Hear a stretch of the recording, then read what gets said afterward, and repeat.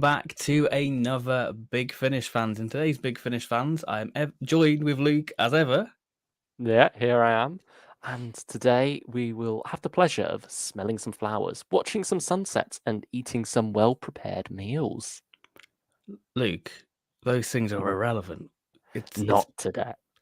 what? Not today, because it is Fifth Doctor Big Davo Day. Ah, of course it is. We're diving into all things Fifth Doctor Adventures at Big Finish and covering all those wonderful box sets, most of which we really love, I think. Yeah, it'll Safe be to say. interesting.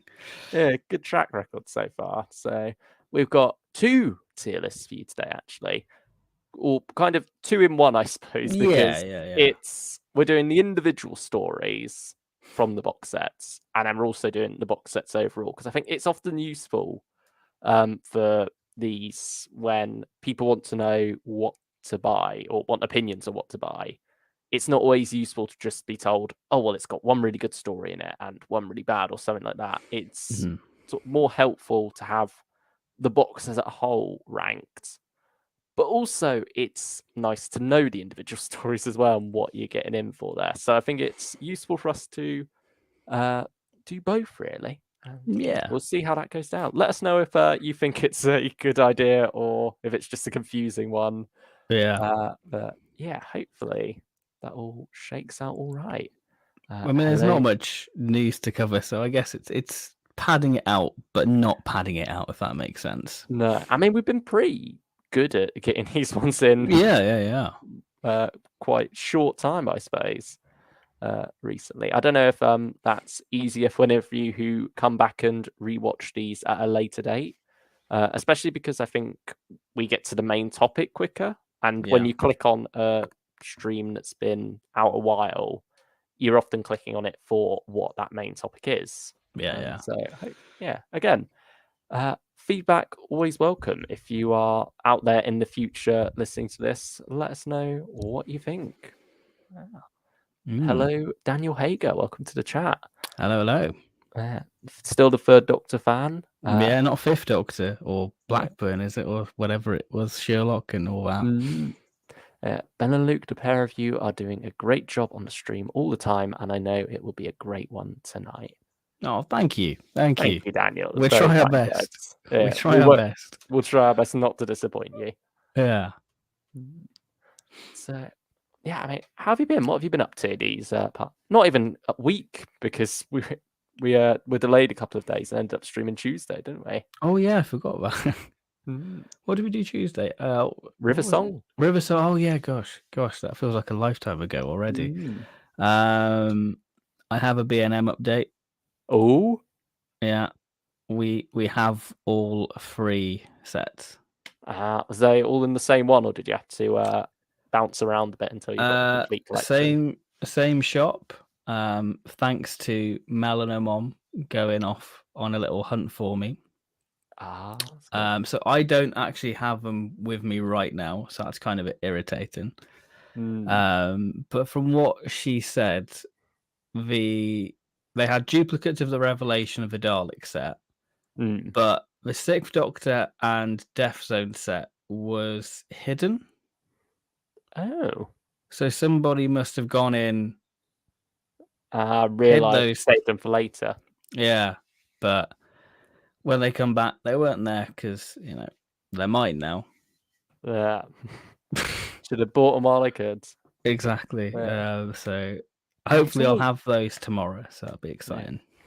It's always weird when they've just come out, isn't it? And then half of them end up shelf warming for ages. But there's always that scarcity at first when they're doing the initial rollout, and bizarre prices on eBay.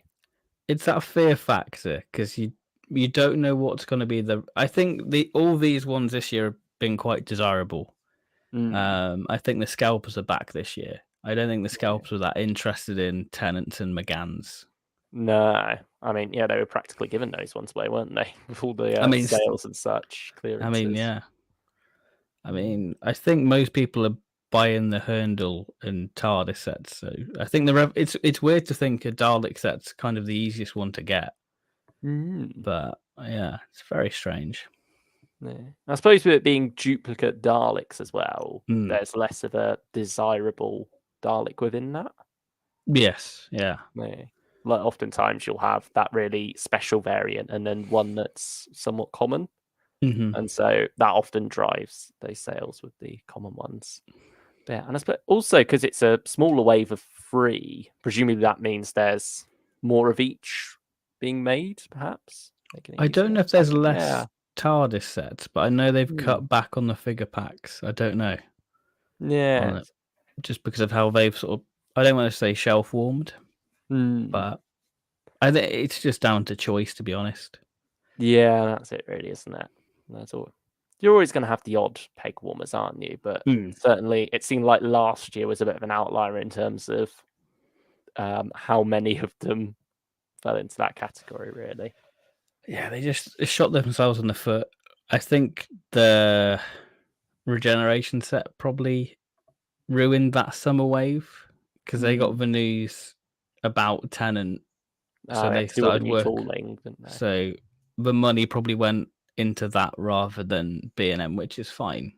Yeah, I mean, hopefully helps to launch more online exclusive stuff, or they can put in a bit more money anyway.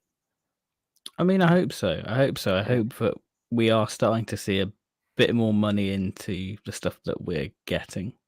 I mean, yeah, perhaps it could spell the end for B&M, as we know, or at least B&M as we Doctor Who fans know it. I don't think the store itself is going anywhere, but like no, it's expanding. It's taking over Wilco, isn't it, and stuff. I mean, I'm going to have one on my doorstep fairly soon, so you can start dolly hunting. Sometime in October it'll be opening near me. So perfect for the next wave. Yeah, but it would be typical one opens just as they start disappearing, because it was just the convenience often that led me not to bother with sets half the time, because you can only really get the most desirable ones in store, and I'm not like you. I'm not built for trekking all over different counties and such. And I do figures. Where I live, and then I do Manchester as well. So it's literally I'm going all across, man. Calling up friends for favors, seeing if they've got any near them.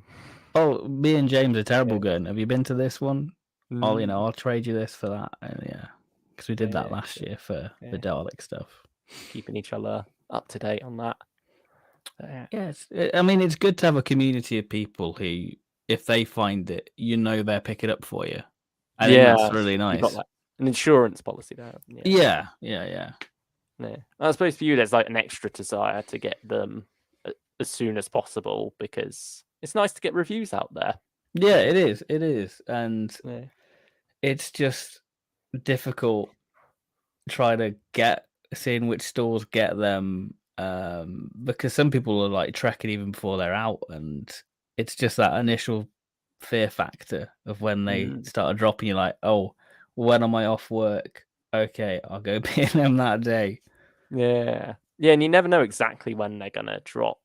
They don't give an exact date. It's just they'll arrive sometime this month, and then this time they actually did arrive. Rather than they 2 months arrived later. early. Yeah. The past 2 years it's sort of been like October. Or the August like say it's September. an August wave, but it doesn't come until a bit later. But it seems a bit more reliable this year. So thumbs up there to Character and B&M on that. Well done. But I mean, were figure reviews like the first Doctor Who content you had on this channel? Yeah, I would say so. Yeah. So certainly, Big Finish didn't come along until, well, you collecting Big Finish. I mean, Big Finish has already been around for a very long time. But Big Finish content and you collecting that didn't come around until a couple of years in, wasn't it? That's 2013, 14, and then 15 for this. So so I imagine it was mainly DVD and figures, really. And figures really banged back then, didn't they? Oh, you had Forbidden Planet every month, and that was lovely. And then you can sort of see the decline. It's through the interest on YouTube. It's funny how much the YouTube Doctor Who landscape has changed over the past 10 years. Because I mean, we've both been around in it for a good long while, and it's funny seeing the shifts, seeing new people pop up and go huge, and I was happy for them. Yeah. That is going well. Yeah. But yeah, it's just funny how that type of content has shifted. I mean, YouTube in general has changed, really. You can't navigate it. No. We just have our little niche, and hopefully you lot enjoy it. I mean, hopefully we've been trying new things as well, haven't we? Yeah, we are. Yeah, and certainly more of those to come. Really, we've got things recorded, things planned to record. I mean, speaking of things kind of recorded but not, we did mention on Tuesday that Martian Invasion of Planetoid 50 review would be coming. And it was. We planned it. We were doing it. But the internet had other ideas. It did. We had 6 minutes recorded, so we got a bit of a review done. So once we finish this, we'll record it and get it out. But yeah, so it wasn't a case of us not liking it and then deciding we couldn't be bothered to review it after all. No, that is still coming. So hopefully there's still interest in that. Yeah. I mean, we've reviewed the other, so it'd be a shame to miss this one. Yeah, we've made it halfway. So yeah, Speaking of Once and Future, you've had the CDs arrive. Yes, have you still not had yours yet? Nope, I've had nothing. So they might come tomorrow. Yeah, fingers crossed yours arrive in good condition then, because I am a bit scared for it. Yeah, that's something that has been discussed out on Twitter. It's something that I suffered with Past Lives, which is the one that seems to be the one. Yeah, I think it is because in transport it's not wrapped at all. Okay. And so it sort of will rub against it a lot, and it just seems to like dent the embossedness, and then that starts to flake away a little bit. Yeah, I mean, my artist at the end of time, perfectly fine at the moment. That's all wonderful. Genius for War looked a bit off, but nowhere near as bad as Past Lives. That's the one where it really is at its worst. And actually, I've seen other people's pictures as well, and having taken my own pictures, it does look worse in person. It's like hard. I think because of the way the embossed shiny foil catches the light, you can't quite tell how bad it is. But yeah, certainly that is a shame, because we've been waiting a long time for these to come since along. May. And it just seems like it's been issue after issue with the Once and Future special editions, for Big Finish as well as us as customers. And so I do worry that maybe they'll see it as not worth the hassle in future, and not do anything special like this again, which would be a shame, because I do think there's a strong idea there. They do feel like premium products. It's just there has been one or two issues holding it back. But yeah, I mean, it's nice having them on shelves and folding out those posters, especially not having seen them before. I just, while scrolling through Twitter, I saw someone had put them up. I was like, shit, keep scrolling. I don't want to see it. I don't want to see it. So I managed to avoid that, before my eyes focused in on it. And had the full experience in person, which was nice, because it's something that kept forgetting was a thing, really. I think because we haven't had the physical thing. Yeah. But yeah, it's wonderful folding them out and getting those posters in the middle. Wonderful artwork by Oliver Cron. I cannot remember the artist's name, sadly. Yeah, I'll check that, because I think it's right to confirm. But yeah, I mean, anything else been going on with you while I hunt this down? I'll just have a quick look at the chat. Trevor Hicks, hi guys, hope you're having a good week. It's been a pretty good week. Hope you've had a good week too. Best talk to you guys on YouTube. Oh, thank you, Trevor. We appreciate that. Thank you, Trevor. We appreciate that a lot. So thank you. Mr. Bonk Cactus is here, Gucci Gang. Just want to say hi before I go out. Hope you have a good night. Whatever you're doing. Have fun. I have my third Dr. Big Chief on display. It's a great one. Obviously, Big Chief are no more. So I guess it becomes even more valuable if you care about that thing. Ah. Yeah. Oliver Arkenstall-Jones. There we go. Oh, yeah, wonderful artist, wonderful stuff in those little fold-out posters, really. And yeah, it's nice having a bit more meat to the physical copies this time around. So, shall we dive into Fifth Doctor, I suppose? Yeah, let's dive into the main event. Should we do individual stories first? Yeah, I guess so. Okie doke. Here we go. So we've got 6 tiers today. Starting off at the bottom, we have. Oh, that's terrible. Do you have the clip, actually? I do have the clips, just to give context. Give me a minute. So let's load it up. It's been a while since I've used it, so let's put a bit of Davo on. Here he is. Oh, that's terrible. In reference to that. Yeah, there it is. It's a classic moment, isn't it, from the season 24 trailer. Also, check out our season 24 tier list if you haven't already. Yeah, that was a good bit of fun to record. The next one is going to be out season 25 the 7th of November. October, sorry. October. October, November. Yeah, 7th of November for 26. So we're sticking to 7 each month. Yeah. 40 out of 100 is the second tier from bottom. It wouldn't want us to complain about it unnecessarily, is third tier from bottom. That is in reference to her time flight after Adric's death there. Following that, we have Conflicted for conflicts of interest. The edge of the top tier. And finally, What Life is All About. What we were going on about earlier, smelling flowers, watching sunsets, and eating well-prepared meals. What more fitting top tier for Peter Davison, Big Davey? And of course, season 20 is out tomorrow. Yeah, we've timed this well, haven't we? With our yeah, we like to do this thing. Yeah, we like a bit of synergy there. And I mean, some people have been getting theirs already. So. Yeah, from Galaxy 4, is it? Yeah. I mean, yours is meant to come Tuesday, isn't it? I believe. That's what Royal Mail have said. I mean, I don't know if I've just got post issues because I've not had Once and Future. I've not had something else arrive. But yeah, I think there might be a bit of delay on the postage end here. No, that's a shame. I've no clue when mine's coming, but yeah, hopefully we'll be able to dive into all that. And then we will be doing a stream even on that as well. With hopefully somebody very special. Fingers crossed. But for now, let's look at some season 19 here, or season 19B in a way with this box set. It is the Fifth Doctor box set. Oh, nearly over 9 years old now.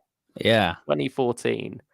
This was my first Fifth Doctor Big Finish experience. Was it yours as well? Or no, Spare Parts, wasn't it? Mutant Phase. Oh, Mutant Phase. I got it in Doctor Who Adventures back in the day. Yeah. I mean, this was a really exciting time because nothing like this had happened with Big Finish. You know, with the Fifth Doctor, they were sort of limited to either Nissa content or Turlo content or Perry content before this, really, weren't they? Well, no, sorry. Janet Fielding back a while, actually. Yeah, but they decided just to stick to the older Nissa stuff, which is great. But it wasn't, I guess, what we get now with the most recent set. Yeah. But anyway, ignoring that little fluff, this was, however, the return of Matthew Waterhouse to Doctor Who, wasn't it? Yes. You know, him coming in as Adric and then being able to tell stories in this era, which previously had only been done through Companion Chronicles, and I'm pretty sure only one of them had touched this territory. And so, in diving into this era of the show, Big Finish, decided to really explore the characters and their dynamics and sort of try to fill in some gaps in the TV series. Because Mhm. there's definitely a sense of like almost soapy drama there with these characters, but it's never quite explored properly. And so with Psychodrome especially, you get a story which really is diving into that, exploring them as characters and seeing why they're acting maybe a bit more friendly in Ford's Doomsday than they Mhm. were in Castrovalva. Because, when you watch those stories back to back, it does feel like maybe there's something missing here. There's some bridge we've yet to cross. This is them crossing that bridge. And it's very unique to have like a very early story for a Doctor on audio, I'd say, Yeah. because this is a fifth Doctor who's still quite unsure of himself. He doesn't know quite who he is yet. He spends a And lot there's of a sense of Castrovalva unconscious, and so yeah. here, this is almost his first proper adventure, really. Yeah, sorry, what were you going to say? There's almost sort of a sense of mourning, I would say, for in Mm. Psychodrome for Adric in particular. Yeah, there's a But lot of foreshadowing, isn't there? yes, Oh, you mean morning from Adric? Sorry, yeah, for about the like the fourth fourth Doctor. Doctor. Yeah, Yeah, yeah, yeah, and like resentment, isn't there, of the yeah. fact that he stowed away on the TARDIS to travel with this character, and now he's someone completely different. And also the fact that he thought he'd have him all to himself, but suddenly he's Mm. not the man he thought he was, and he's got two girls in tow. Because we know Adric has a bit of a sexist streak. Oh dear. Uh, but yeah, and with that, you've also got Nissa, who's not long found out that her home planet has been completely destroyed. And so you very much get to deal with that fallout here as well, something that the TV series skimmed over. Same for Tegan, having lost her Aunt Vanessa and now suddenly, wanting to get back to Earth, but keeps landing in the wrong places. So it's taking a lot of potential that was set up there on screen, really grabbing all that was going on with these characters and turning it into a wonderful adventure in its own right that very much feels part of the fabric of season 19 in hindsight. Also, very tonally consistent with season 19, and the ideas presented Yes, in it feel very season it is 19 as well. Castrovalva, isn't it? It Yeah. Castrovalva done, I'd say, more effectively than what Mm. probably Christopher H. Bidmead imagined. Yeah, I suppose helped by audio as Yeah. well. Mm. And yeah, with that, you get a lot of large scale uh, events that you could never really picture happening on screen. Hmm. Hello, Stylish One. Sorry Hello, I'm late. hello. No worries. Thank you for joining us. How dare you be late, Stylish One, says Hoovian with a small collection. Oh, yes, Oh, we'll hello, be. Hoovian. Hope you're all right too. Yeah, welcome, Hoovian. Yeah, Hoovian said they were late too. You're both A late. lot of slackers today. Come on, guys. Come on. I mean, we're on time, so Yeah. I mean, yeah, maybe you've been adjusting your schedules because we're always like, you're thinking, oh, they've put it up Fine. for 7:30. That means I'll probably be going live about 8. I can afford to listen to one more Fifth Doctor audio before they go on. Yeah. But it's interesting you mentioned about sort of the fabric of season 19. I think this is the joy of why the Fifth Doctor works so well on audio, because I think there's so much to look and deep dive into, like the loss of Adric, which we'll talk about when we get to Lost Resort.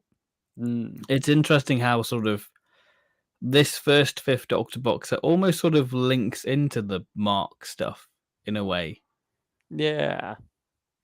There's a thematic links, isn't there? Yeah, I think Through it. there's a nice tapestry with Fifth Doctor audios, which people Yeah. probably miss. They're very much able to fill out the whole era, aren't they? Because Even though, there's good structure there on TV, but the emotions never quite gone into. And so Big Finish has been able to take that potential and really run with it. yeah, Yeah. I think I also mean, talking I a bit. was. They do mine Velocivadric a fair bit. Yeah, sometimes you want have they ran with it for too long now? Are we at this point where we're caught in a cycle and now we're realizing that we're back at the start of it again? But we'll get to that when we get to some of the later sets here.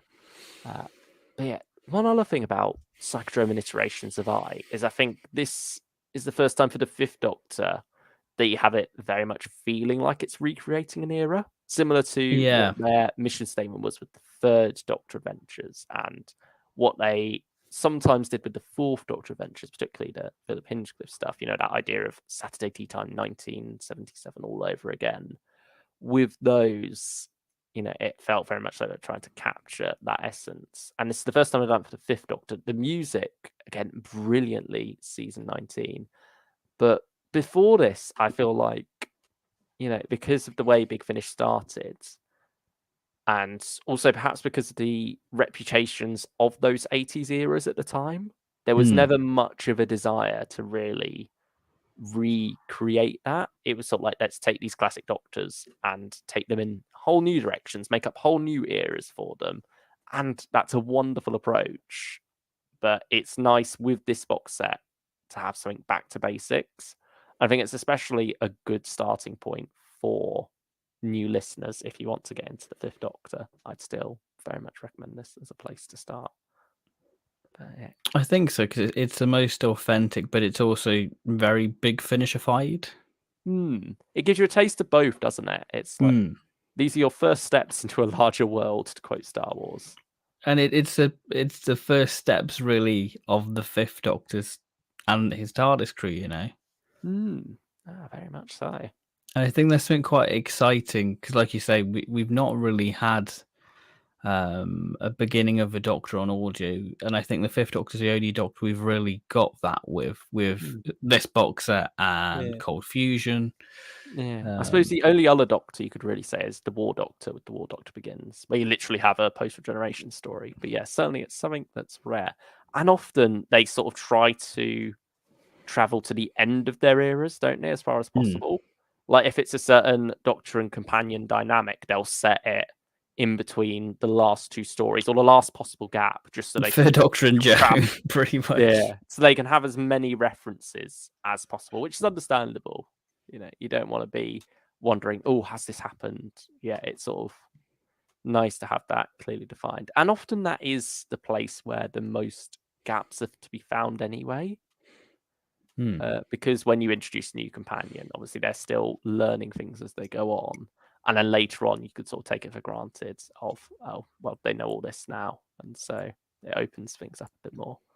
But yeah, it's very refreshing to have something different like that here. And I think similar to what the 10th Doctor tells Donna in Planet of the Ood about him getting those same tingles every time, stepping out onto a new alien planet, stepping into a new adventure. I think, and the reason he keeps traveling is getting to re-experiencing that through other people's eyes, through new companions' eyes. You get that sense here, don't you, really? Of, you know, a fresh new adventure, a fresh start, and something really exciting. A Doctor whose eyes are brand new as well at this point. Yes, very true.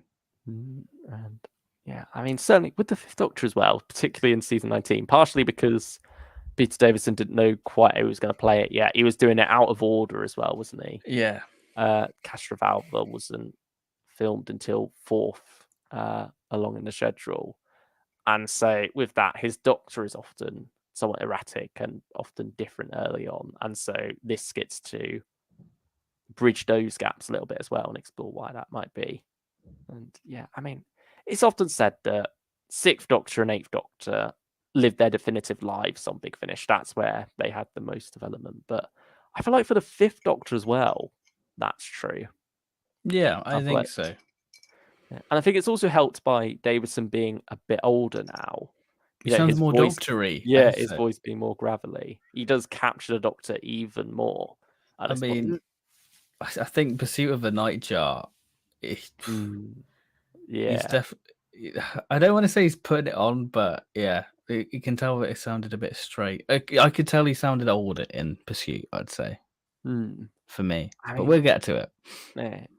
Janet Fielding as well, someone whose voice has aged more, but at the same time couldn't sound more like Tegan. Like I think she Yeah. is more Tegan now than she was playing Tegan on screen.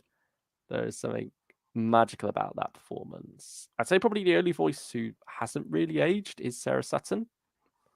Well, Mark Strickson, he's not too bad. Oh yeah, he's good. Yeah, I was just thinking of in the main in bunch. Psychodrome, Fifth Doctor. Okay. For these I mean, four. yeah, Matthew Waterhouse, he's got the Tom Baker, early Tom Baker syndrome, where he's trying to play it young. And I know, Adric is a teenage boy, but he can only do that for so long to be believable. Yeah, sort of like it's often better when they just accept that they're older now and just, act it as it is rather than trying to act and put on a younger voice. But I mean, Psychodrome as a story, brilliant stuff. I think it's top 2 tiers. I'd possibly say edge of top tier, but this is the Yeah, thing. It's hard having this first because because of the other lot coming up. Because I really like this box set, and I guess we can always change it. Yeah, I'd say edge of the top tier is good for this one.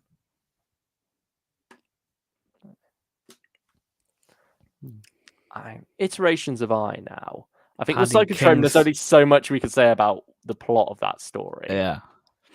Iterations of I, we can be a bit more open about a synopsis here because it's set off the coast of Ireland on a old house where this classic horror story. Yeah. When the tide comes in, it's isolation. You're not escaping it. Yeah. A group of mathematicians have been hired to find God within numbers.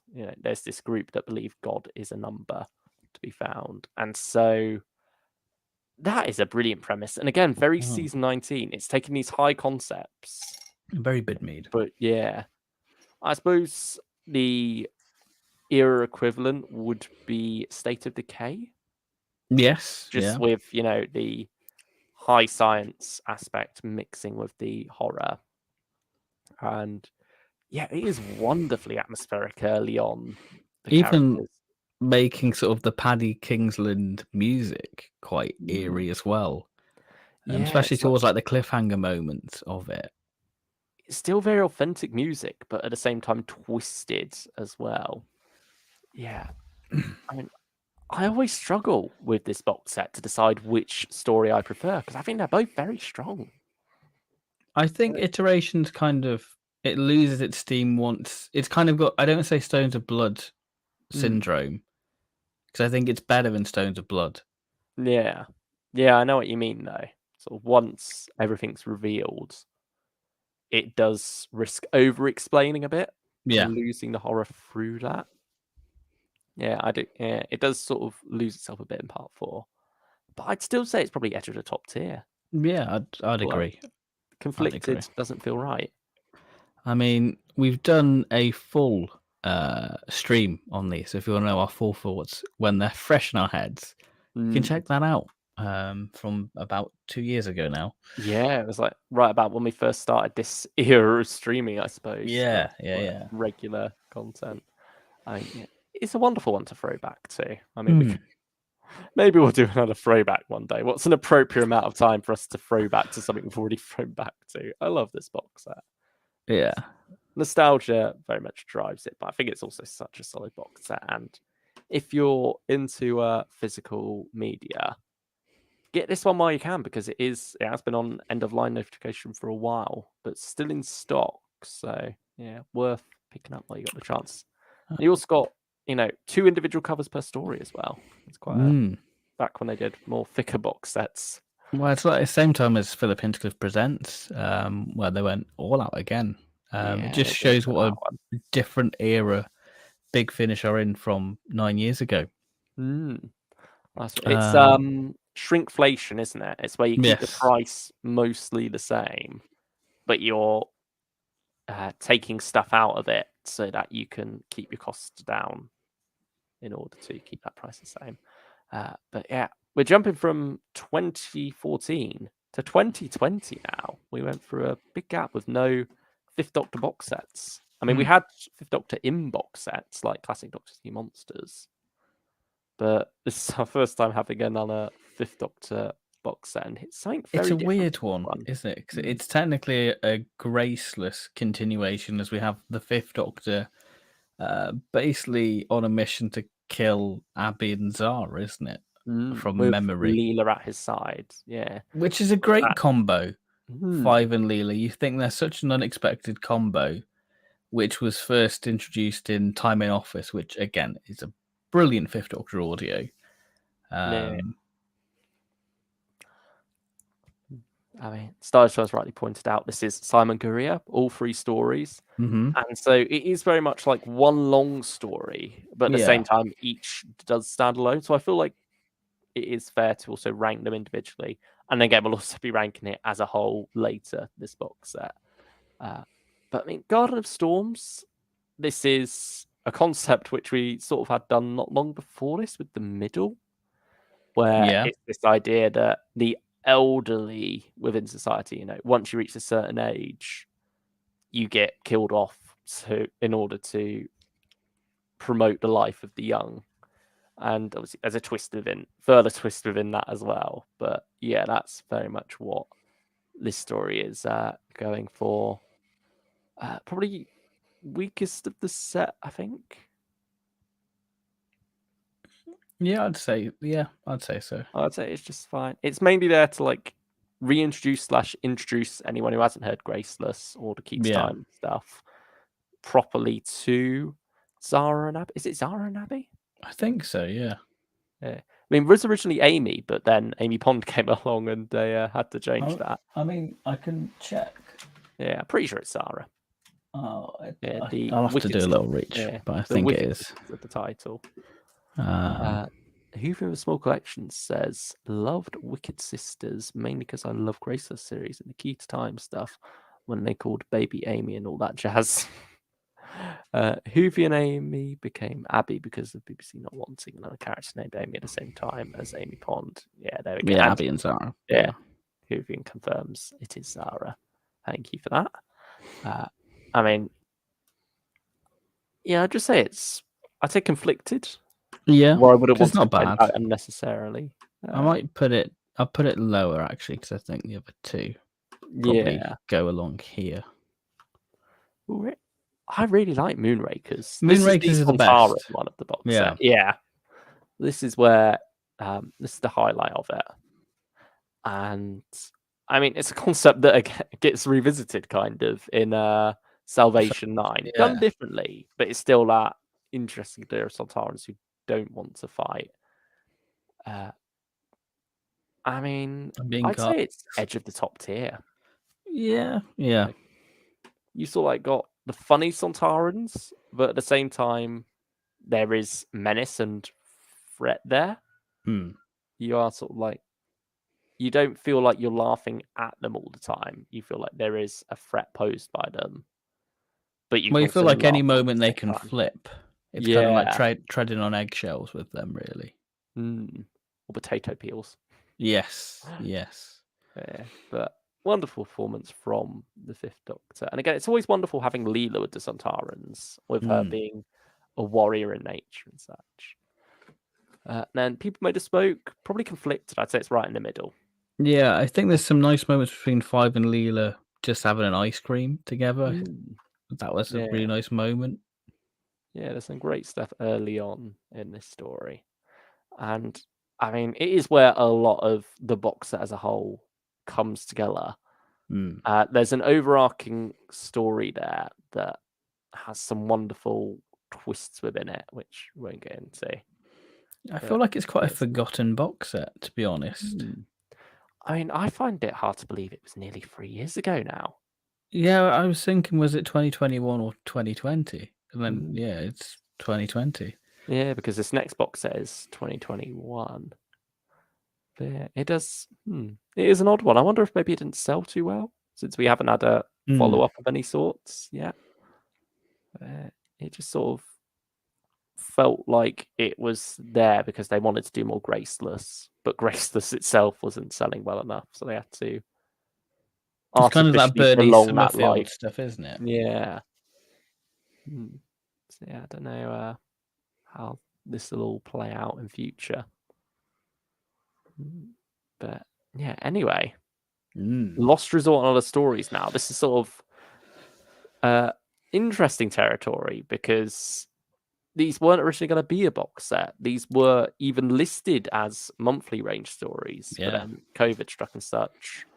We got Shadow of the Daleks instead. Yeah, the monthly range had a bit of a rejig, and like you say, Shadow of the Daleks came along, and then a year later we got this because these were originally all September 2020 and October 2020, maybe both September.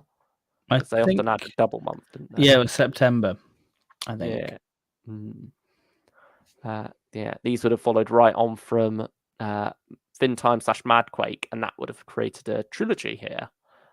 Because it's 3 stories, but across 4 discs.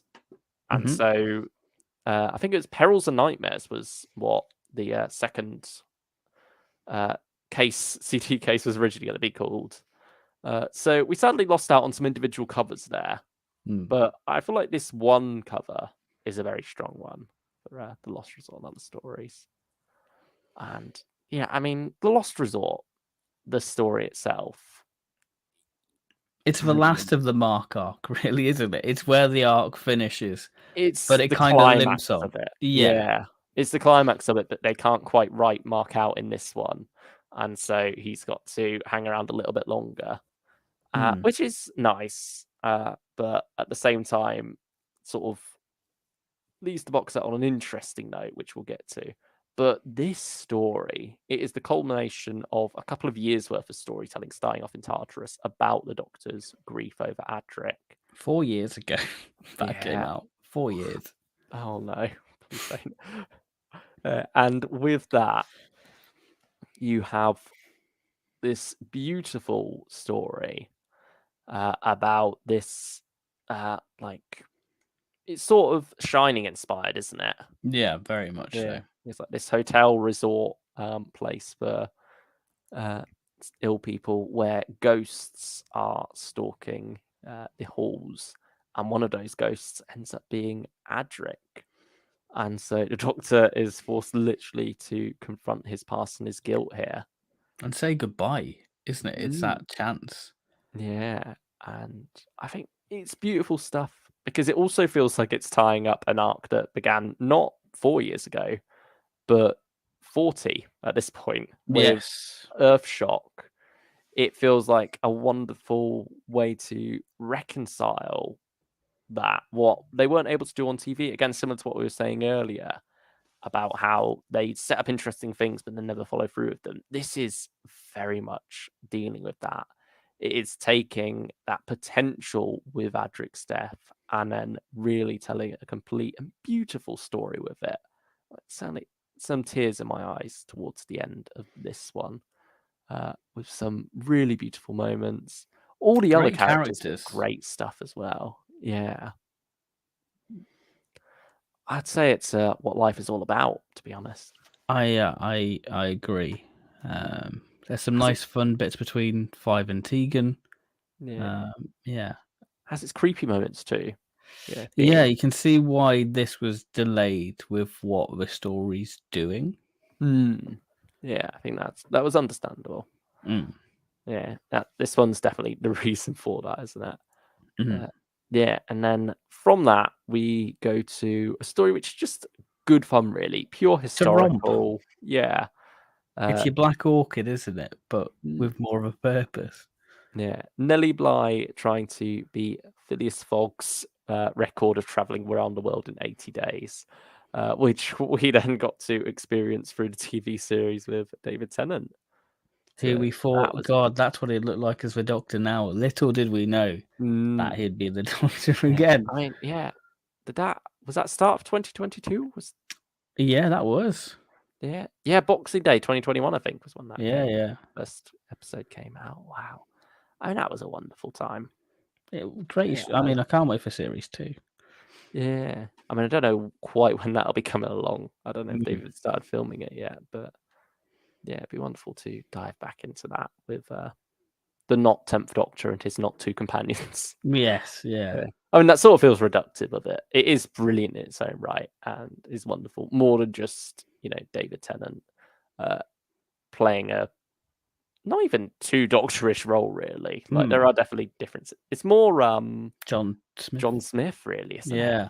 Especially with the era as well. But Yes. Yeah. yeah, I mean, he's obviously a wonderful actor. He could do far more than just play the Doctor. But he loves it, and we love him Yeah. doing it. Mm. But yeah, so this story is following her on her mission to do that, while some forces are conspiring to make sure that doesn't happen. And so it's a case of keeping history on track. You're going overseas and across land on a train, getting to New York. It's just wonderful fun, really, isn't it? Yeah. And I think it's nice after everything these characters have been through together in Lost Resort, Warzone conversion, all of that. I think they deserve this little romp, this little break before the big finale. So, I mean, either conflicted or edge of the top tier, really, because I think it is what it needs to be. Yeah. I'd go there. Yeah. Nightmare of the It is Dark. a nightmare. I mean, I did originally have a tier called Nightmare on here, but changed my mind with that, rejig Yeah. things a bit. But yeah, that would have been 40 out of 100. And yeah, that is sort of where I'm leaning towards this one. It's a shame because I love the Mark arc. I love everything that's building across this. It culminates beautifully in the Lost Resort and then sort of limps over the finish here because, it feels like while the whole storyline is wonderful, Mark is more there to facilitate the other characters' development Yeah. than have too much of his own. And then we reach a point now where we're going to have a relaunch next year. And so You don't fit Mark, it. Get out. yeah, rather than starting anything new for Mark, it just feels like they decided, yeah, let's just write him out here, have him face the Daleks. That'd be a nice treat. But it's not really facing the Daleks. It's yeah, I don't know about this one. And I think this is the thing. The Fifth Doctor, in all honesty, doesn't have many Dalek stories, and to be honest, they're all pretty naff. I'd say, bar Plague Yeah, of the Daleks. I'd say he's more of a Cyberman Doctor, really, isn't he? yeah. Yeah, I think on audio and TV somewhat as well, they never really got the Daleks right with him. They never made that work. Hopefully they do at some point in future, but this was certainly not it. It had the potential to be the moon base, but on a royal rig with Daleks. Yeah.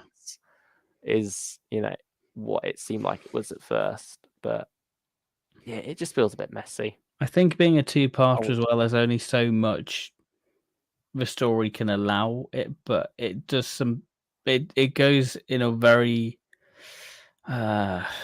more psychological way than I like the concept there. I mean, the yeah. literal nightmare of the Daleks, but yeah, it's just the execution does nothing for me. And I mean, two-parter isn't necessarily a limit on this because look where we put Perils of Nellie Bly as a two-parter. Yeah. But yeah, I feel like for the culmination of the arc, with it being a two-parter, it does just feel like they've gone, right, we need something to wrap this up now. That'll do. Goodbye, Mark. And Yeah.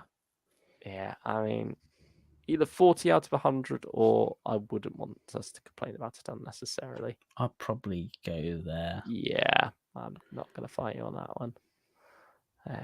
And now here we are, 2022. We've reached the relaunch with 40, celebrating 40 whole years of the Fifth Doctor. And we kicked off with a sequel to not a Fifth Doctor story, Tomb of the Cybermen. Still Second Doctor. Yeah, this is drudging up some old discourse, isn't it? That it's sort of unfair. Yeah. Because certainly with the way this goes, it is a beautiful celebration of the Fifth Doctor era. You when don't think comes it at to the first. Autumn Infinity. No, but it's wonderful how that all shakes out. It's also nice just having him facing some old enemies in a different way. But yeah, I mean, this isn't the first time we've had a follow-up to Tomb of the Cybermen, though, because we've had sort of like that mid-quel with the Fourth Doctor. We had, of course, Attack of the Cybermen on TV. Yeah. We had, we definitely had another one somewhere with Benny. Yeah, I think so. Sort of tied to it's certainly invoking that same Yeah. feel at the very least. And so, yeah, we're sort of not necessarily tired of it by this point, but it's like it's not necessarily a novel idea that the story seems to sell itself as. But what it is basically following up on is that one Cybermat at the end. What did that Cybermat do after it scurried away while they were busy locking the cyber controller in? And it gets up to some pretty terrifying stuff, I'd say. First And 2 episodes, I'd say. oh, they're brilliant. We're sort of on Captain Hopper's rocket. We have some wonderful recasts here playing those characters from the original story. And I love these first 2 episodes. I really do. They are incredibly strong, incredibly claustrophobic, and really does feel like you're thrown into a desperate situation. We haven't even mentioned what's been going on with the Fifth Doctor, actually. It's locum doctors. Yeah. The idea is that his it's set just after 4-2 Doomsday for him. So we start the story with Nis has just fainted, and suddenly the Fifth Doctor himself is feeling a bit funny, and his mind gets projected forward into his body's future. He's now at a time where Adric has died. He obviously doesn't know this, and so we're facing the Cybermen, and this is sort of what we were mentioning earlier about Big Finish perhaps going in circles with these things, because just had the Lost Resort beautifully Yeah. tying up that guilt over Adric. This is admittedly set before for the Fifth Doctor, so it's not necessarily bad, but it does feel a bit awkward to be revisiting that same concept again. It's like, is there really nothing else in the well of Fifth Doctor character potential than guilt over Adric's death? But this at least gets to do it a different way, because you have Tegan and Nissa not wanting to mention Adric for obvious reasons. But yeah, obviously some traumatic things happen when they encounter the Cybermen. And then parts 3 and 4 happen, and they're fine. They're very Cyberman light. It's more cyber The issue. animals, isn't it? Like Yeah. cyber bears and stuff. I mean, you got Tecteon in there. Yeah. Barbara, is it? Yeah. It's Barbara something, isn't it? Yeah, I can't remember. I will check that. But yeah, playing a similar sort of character, one who has very few moral scruples. Barbara Flynn. There we go. Yeah. And I feel like conflicted for this one, because I do those first 2 episodes, if they were a story in their own right, I would put that top tier. Yeah, top tier. I'd agree. Yeah, the second 2, I think, as well, because they're what you end on. They leave a bit more of a sour taste in your mouth. Yeah. I like what it's going for, but yeah, it just doesn't. It does, after those very strong first 2 episodes, leave you a bit deflated at the fact that potential isn't followed through on. Yeah. And so we now get to God of War, 2-parter with the Ice Warriors, set in Iceland, running into some Vikings. Back with Adric now. So, yeah, but for the Fifth Doctor, this is following on from Secrets of Telos. And so he's now aware of Adric's death and put in a position where he's got to protect the web of time or help his friend. So at least some interesting drama, but other than that, this story is a slog. It's a 2-parter, but it is a slog. On paper, everything just seems to be right. And you think Ice Warriors, Vikings, what a perfect combo. And yeah, it does nothing really with it because it's not Vikings what you expect it to be. It's quite Which I'm limited. fine with the Yeah, twist there. I think that's a good idea, especially in the way they mix Tegan and Nissa into that. yeah. Yeah, but yeah, I don't know. It does ultimately just become a rehash of the Ice Warriors as well, just in a Mhm. slightly more primitive setting. Yeah. Yeah, so I wanted to like it more, but just nothing really works for me. And like I say, it just feels like a slog, even though it's a two-parter. I think it's the worst story here. Yeah, I think that's terrible. Yeah. Hang on. Yeah, go on, load it up. Davo Yes. gives us his blessing. Oh, that's terrible. It is bad. Um, Yeah, yeah. Out of what we have here, it is the weakest, sadly. mm. And so we now go from that to possibly the strongest. One of. Yeah, I would say it's the strongest left on the board for me. Mm. I mean, it is crazy how you have a slog of a two-parter followed by a very chunky six-parter Yes. that is just a breeze to get through. Like, it never feels like it's dragging at heels or anything. It feels like there's constantly twists and turns throughout to keep you engaged. Wonderful character moments. Quite a lot of characters to juggle, but you never feel like you're lost between who's who. I love this story so much. It's five doctors, but just the fifth doctor. It has that same sort of cozy Celebratory anniversary feel. feel. Yeah. I'd say Mm. what feels wonderfully 80s and has some tremendous cliffhangers and though it's sort of a celebration of the third Doctor in the sense of what it does with the Nestines, with sort of expanding that and how they fit in with the Time Lords. That's really Mm. cool. And how it links back to the other two stories. It makes it feel worthwhile that you went through God of War and the latter half of Secret of Yeah. Telos. It improves 41 in retrospect, I feel. Yes. But at the same time, you can get this one on its own. You're not necessarily missing out on much without it. You won't be completely lost, but it does help to get a bit more out of it, I suppose, enjoyment wise, if you have listened to 41. But yeah, it's just a brilliant six-parter. So many wonderful character moments. Wonderful setting up in Snowdonia at first, and then we Yes. shift elsewhere. So, it's constantly reinventing itself, making itself more interesting.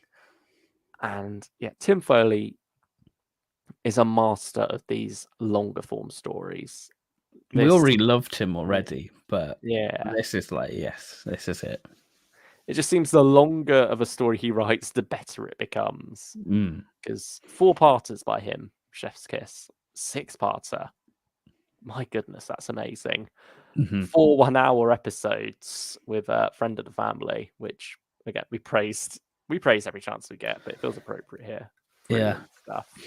We've got to So have our Tim Foley simping, yeah, it's top tier. It's what life is all about. This Yeah. story really is, and it's hard to believe it's over a year ago since that came out. It's right at the start of September 2022. It's one I really want to revisit again. I think now season 20 is coming out and having the five doctors, it'd be nice to have that double celebration. Yeah, definitely worthwhile. So yeah, and now we're into this year's box sets. We did do a stream on conflicts of interest, Which I know a lot of people love this set. but okay, we were conflicted on. I didn't get around to doing Friendly Fire again. I couldn't quite muster up the courage for that, but I did revisit Edge of the War. I remember someone was prodding me to do that in the chat a couple of streams ago.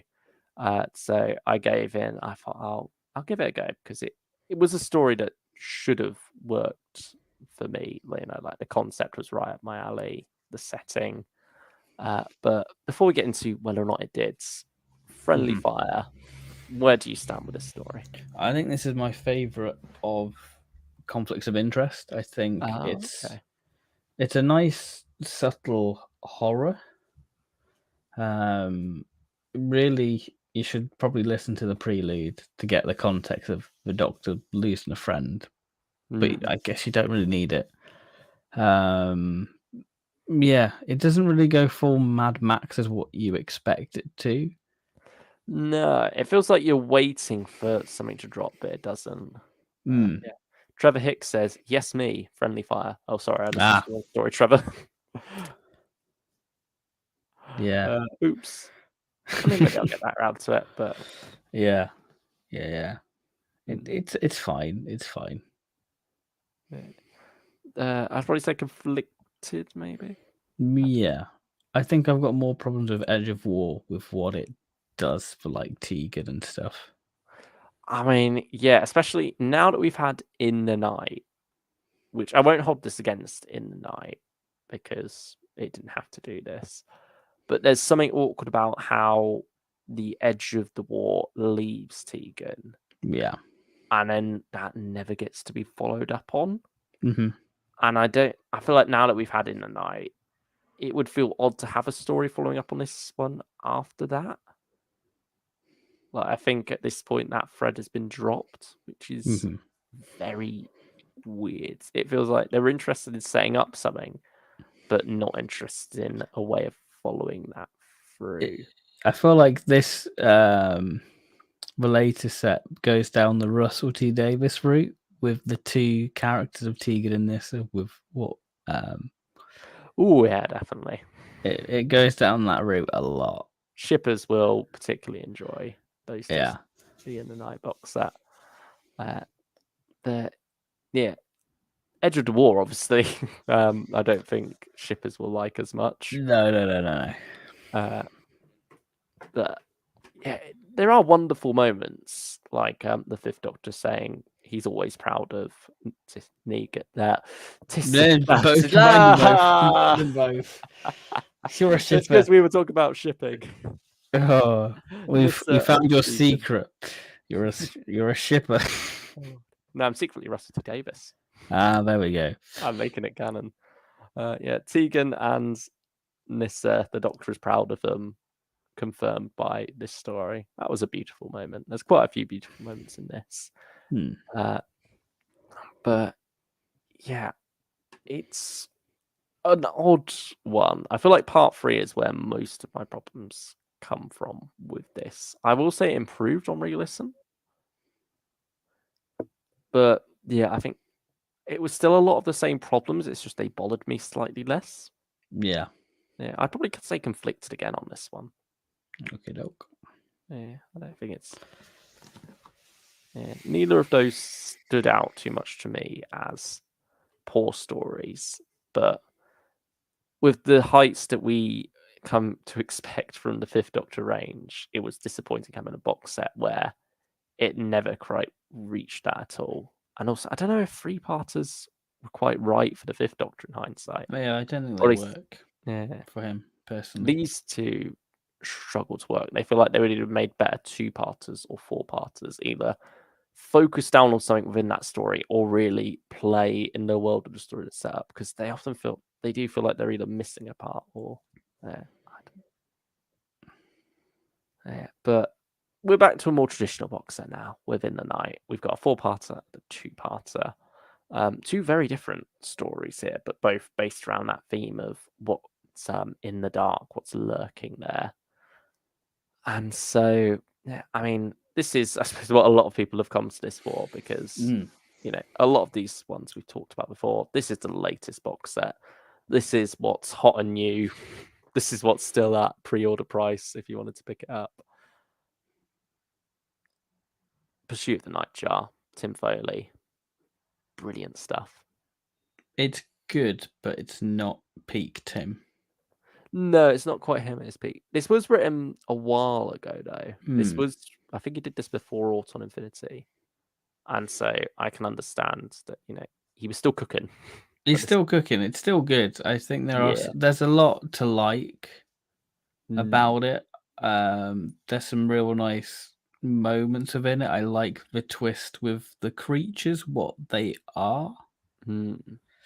I like how it is very contained. There's only 5 characters within this, really, or 5 speaking roles within this. 3 of which are the Doctor, Tegan, and Nyssa. And so, with that, you have a story where they have stumbled across a moment in future history that the Doctor is obsessed with, the pursuit of the It's Nightjar. Tartarus again.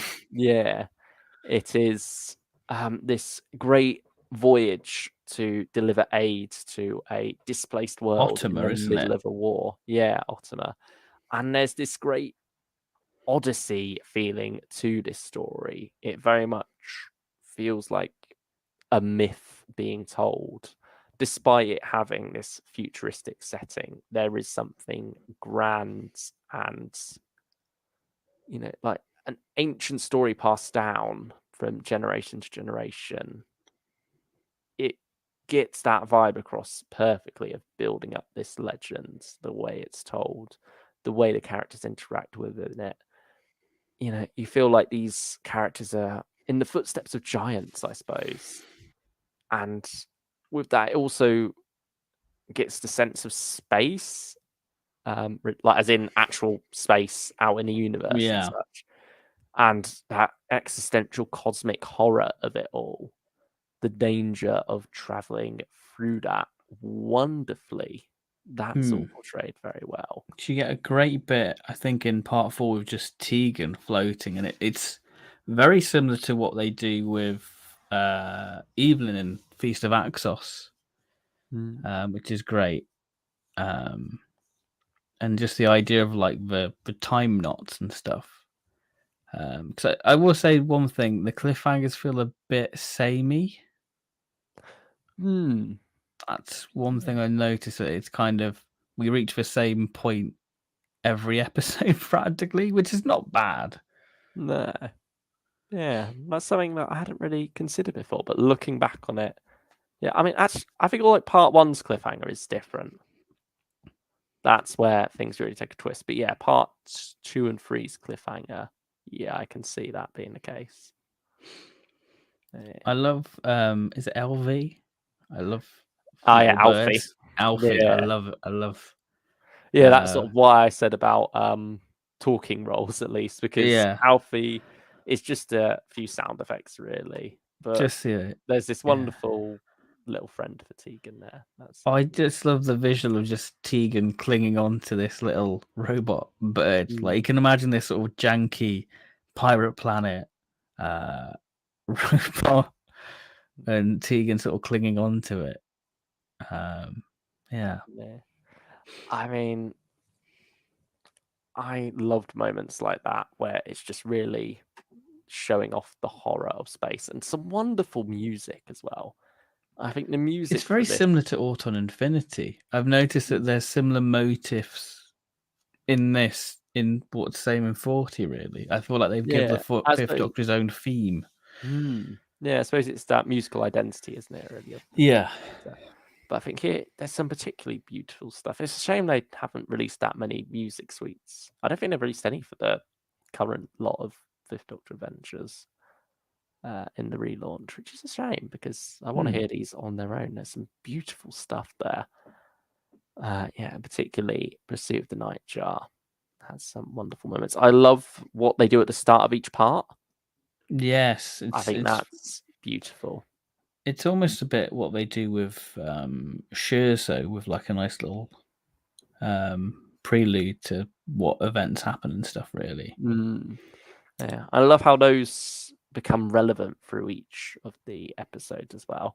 It's almost like at the start of each Clone Wars episode, they have that model there.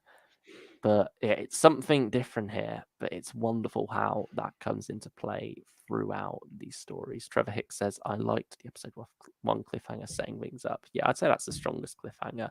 Yeah. That's where you really get the idea of, okay, this story has something interesting going on now. But Yeah, I did really like the story. It's one that I feel like I was struggling with a little bit in the middle during parts 2 and 3 at times. Mainly because it felt like we were going around in circles a little bit with it. But I feel like by the end, I really appreciated this one and what it had to say. I think because It we get moved so me. used to Tim Foley with what he does and what he can do. Yeah. You sort of like you're almost setting yourself up For disappointment in a yeah, way. because But it's not a disappointment. It's good. It's good. It's very good.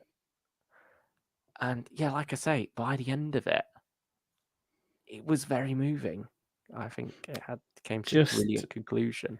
The moment between the Fifth Doctor and the villain on the bridge. Elso, yeah. Elso on the bridge. Or Elso. Yeah.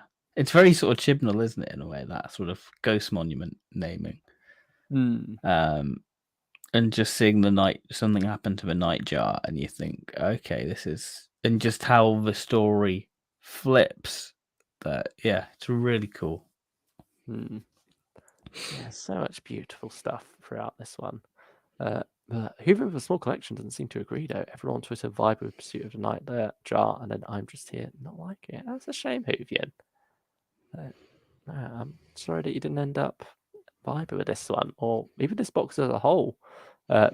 Stylish one said the Fifth Doctor this year gave fans more Nicky Wardley, and Hoover responded, and that's the only good part, Stylish.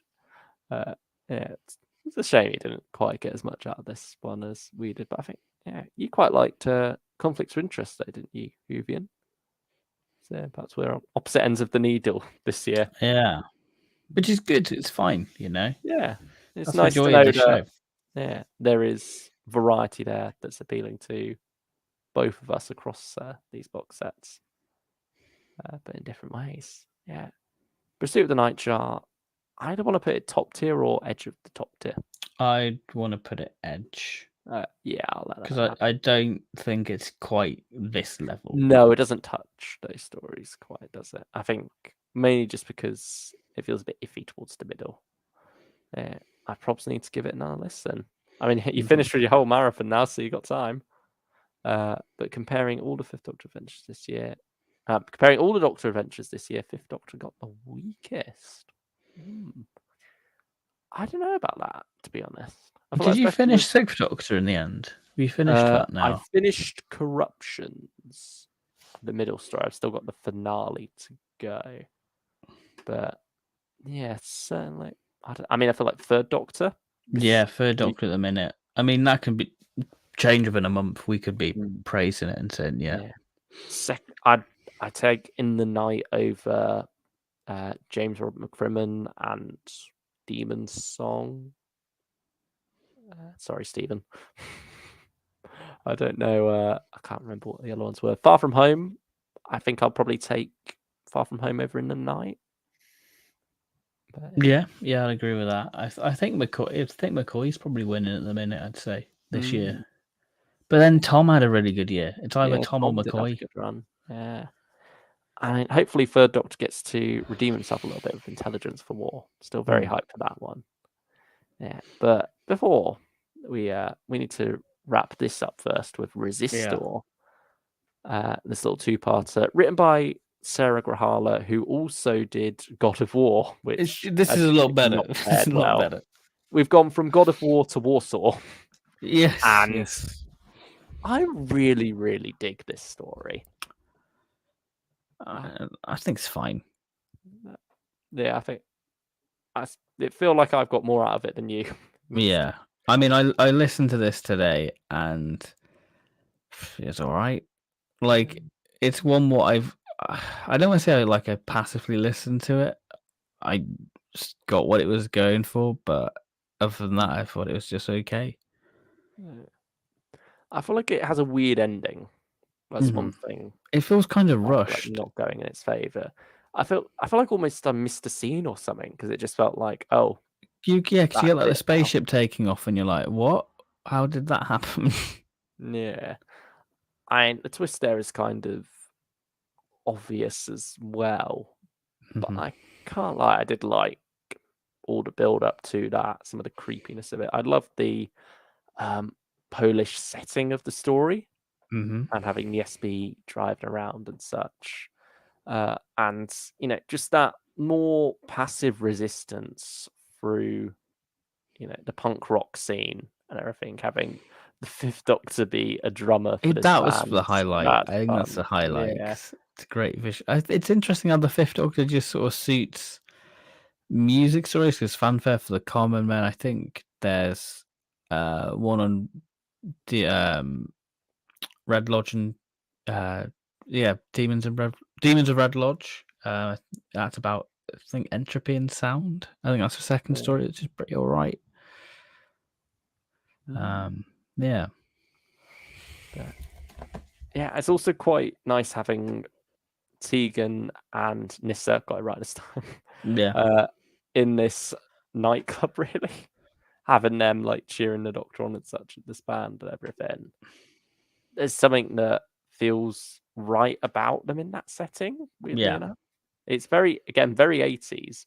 It's this wonderful thing of it's a contemporary story in a way for these characters of this era, but at the same time we're looking at it through a more historical lens because 40 years ago now.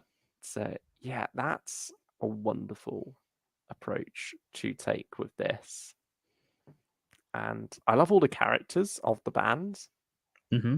I think they're Nikki Wardley is a particular highlight. Yeah, it all really worked for me, this one. I can't explain why. I mean, maybe it's because I watched Scott Pilgrim recently as well, First the World, and that's very much about garage bands and stuff as well. I mean, very different otherwise from that, but maybe I was just in that musical mood, and something about the Fifth Doctor playing the drums for this band really worked for me and got me vibing with it and helped me through it. I mean, I'd want to give this one either edge of top tier or conflicted. I mean, I'm kind of feeling edge of top tier, to be honest. I'm feeling generous. But I mean, I'm feeling definitely not that generous. is conflicted a fair compromise? I'd say so. Because I just think the alien, I'd say, threat isn't that exciting. And then I feel like that's definitely one of the stories that is weakest. It kind of goes into stock sci-fi. A bit B movie, isn't it? Yeah, and there's just some odd performances in it, I'd say. Oh, wow. There you go. That's the individual stories. Scott Pilgrim's my favorite movie. Can't wait for the TV show. Yeah, the TV show is what got me watching the movie. Whovian. It's brilliant, isn't it? I'm very much vibing with that at the moment. That's my current obsession. And the TV show's coming out November 17th, so it's going to be fighting with Doctor Who there for my attention. Shall we load up the box sets now? Yeah, I think we can quick fire this one, I think. Yeah, because we've already talked about the stories. This is just how it all works together. Yeah. Right, here is the old list. Same columns, tiers. Yeah, we've just now got box sets to slot in rather than individual stories.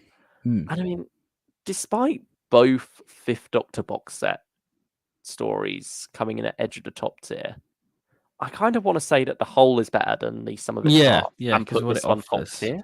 Yeah, I can agree with that. Yeah. And like I said, highly, highly recommend if you've not picked up any Fifth Doctor content yet. Brilliant place to start. Yeah. Yeah, I feel like that's understandable. Wicked Sisters conflicted, I think. Yeah, it's all right. It's okay. Yeah. I feel like the whole is slightly better than some of its parts. Mm-hmm. I think Moonraker certainly elevates the whole thing, but not quite to edge of the top tier status. I'd say Lost Resort is edge simply because of just Lost Resort and just the other two stories. Yeah.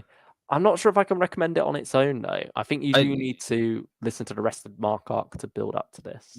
Yeah, this is sort of the Lost Season 20A B or whatever you want to call it. It is that missing chunk, that missing season of Fifth Doctor. What you need, really. Yeah, because so it starts with Tartarus, then you've got Feast of Fear and Interstitial. Or might be the other way around, those two, I think. Yeah, it's interstitial. Warzone and Conversion. That's sort of one whole trilogy in the main range. Skip Time Apart.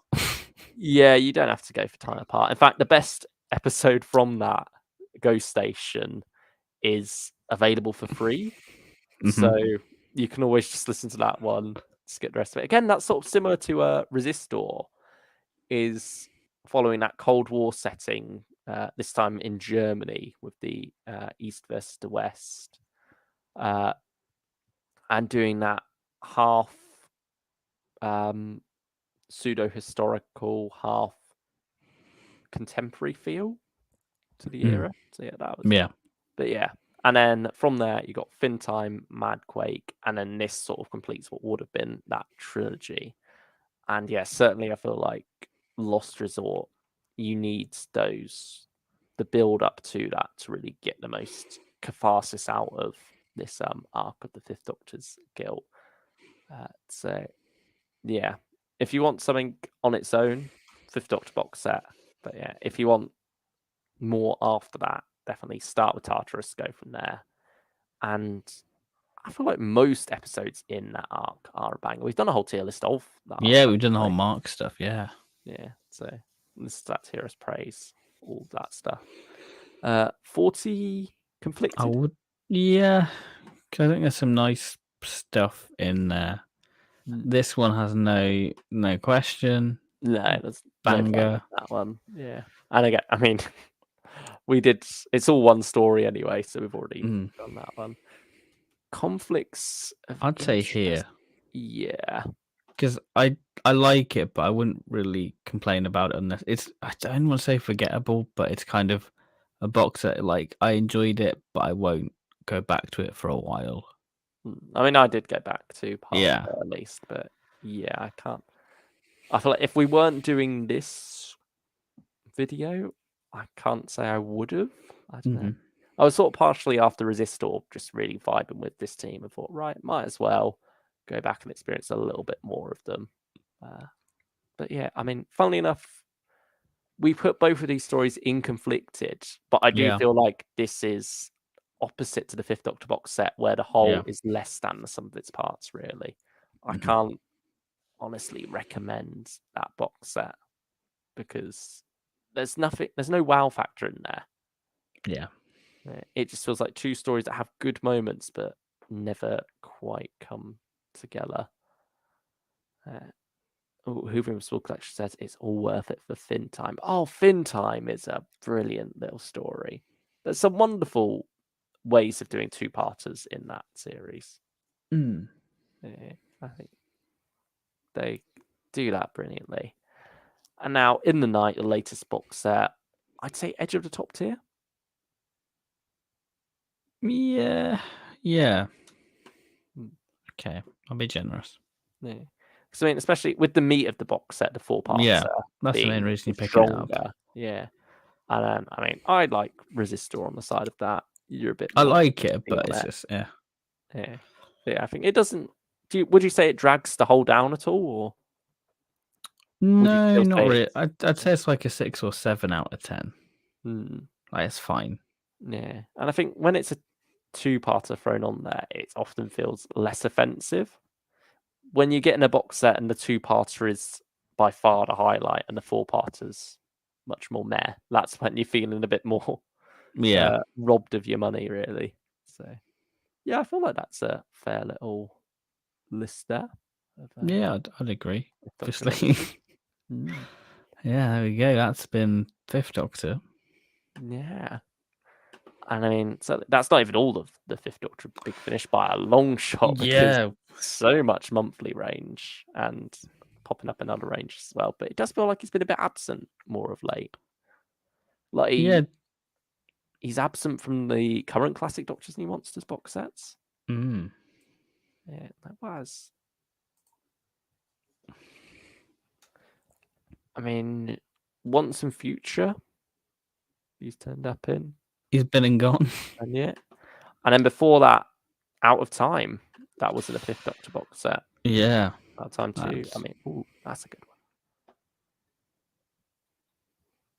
So it certainly feels like we're missing out on our usual Big Dave effects. Hopefully, something else will come along. Maybe another Wicked Sisters or something to really explore his character further, because we love Fifth Doctor here. We do, and we just want to see him get back his crown. To be honest, Yeah, he was the top spot, but he's shaking a bit at the moment. Yeah, he's on sort of rocky ground. His old Davo. The relaunch has done well for some Doctors, but I feel like the Fifth Doctor is maybe one that's suffered a bit because of the relaunch. I feel like he was stronger in the monthly range. I think the Doctor who's probably come off best of the relaunch at the moment might be 7th. Yeah, because to be fair, McCoy didn't have far to fall anyway, so he could only go up, to be honest. Yeah. I think Third Doctor's done pretty well, though. I think with Kaleidoscope and the Annihilators getting to thrive in these longer 7 and 6 parters is where that's gone really well. But I think he was in a good place regardless of the relaunch. Yeah, I think it's just been constant climb, really. It's just Return of Joe Jones. Yeah. But every range has its duds, and that's fine. I feel like the Third Doctor Adventures has built up so much goodwill over the last few years with all these strong box sets, right back to probably Volume 4 even is when we really got on board. And, from there, it's just continued that momentum. Well, so I feel like I can let Return of Joe Jones slide. Yeah. I mean, Volume 6 struggled a bit, but like I say, there's never been anything to make me lose confidence. I mean, I think with Volume 4, I think that's when Big Finish kind of listened to. I think the Third Doctor Adventure is a range where they listen to fans, because they got rid of narration. We wanted a full Third Doctor Sideman story, and I think after that, it's kind of just been building blocks on everything. Yeah. Part of me wonders, conspiracy theory, tinfoil hat time. Did they maybe deliberately write the narration to be bland as possible so they could get rid of it? It was like a way of, saying, oh, it's not quite the Third Doctor recast because it's the narrator reading in his lines. I think it was a safety net. Yeah, I think they didn't want it there from the start, but it was just, like you say, a safety net in order to try and convince some people who are more on the fence to get on board. And then, the most resounding bit of feedback from that first box set was this narration, ain't it? Especially when you have the early adventures, which it kills aids it and enhances it. Yeah, it's weird. 8th Doctor range has no duds, not gonna lie. I disagree. There are some duds there. I feel like Time War is where it's all over the place. I feel like it's hard to say from the relaunch so far because we have only had those first 2 box sets. We're yet to get to Audacity. And you've got Doom Coalition too, which is. I feel like that's long enough ago. There's been enough box sets. I still have a grudge against it. I still can have a grudge against it.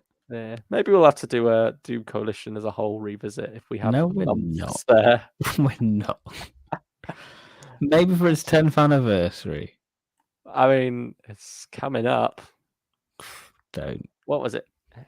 2015 October? Yeah. To 2025. In 2 years, we will revisit Doom Coalition as a whole. Put that in the diary then. Yeah. I mean, it'll be a good start. Then it'll dip. We'll struggle for a little while. And then we'll be happy again for the last 2 box sets. Yeah. I feel like there's enough good there, but like you say, Doom Coalition 2, it is because that's very much front half loaded. We are going to struggle for 6 episodes. And I think as well, we were listening to it as it was coming out and having that sour taste in your mouth for 6 months. Wasn't it? 6 months. It's not great. Because you're like, Yeah. do I want to continue? I do wonder if these series will work better as a binge, because I think that's certainly done well for Torchwood Among Us. Yeah. How that came out over 3 months. So I do wonder how that would affect it on a re-listen, getting to experience it as a whole rather than as broken into individual chapters. Well, it does seem like Rangers have some bigger things going on, like Second Doctor, and possibly First Doctor with the disappearing. Yeah. With it happening to David Bradley as well. You think there's something going on, but we'll wait and see. Well, that's it. I've got a feeling that the Yeti will be in next month for Dr. Big Finish story, says Daniel Hager. And Hoover responded, because the intelligence in the name, Daniel, might not be the Yeti itself, but the great intelligence is a good shout. I mean, you did have the mention of something in the underground. So, yeah, maybe a flashback there. I think that's definitely connected to the Webber with being Harold Chorley and such. So, yeah, I'm intrigued to see where that goes. So we don't necessarily have a monster or a villain revealed for that yet, beyond some branch of the UK intelligence being up to something. And there's 7 parts to fill, so who knows? That could be coming.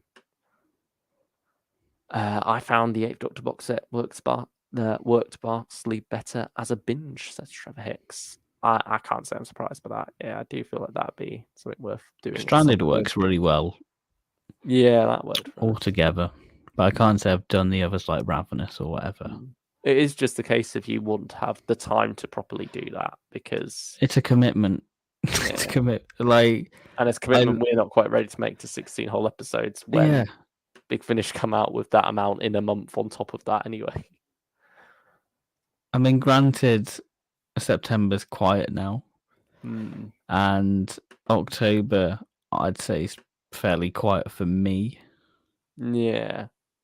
I feel like with Once and Future getting 2 releases then, that sort of padded out October a bit, hasn't it? Yeah. Despite it being shorter stuff.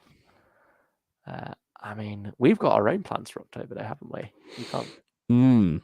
Yeah. We won't say what just yet, in case. Yeah, this is the last Big Finish fans for at least a month.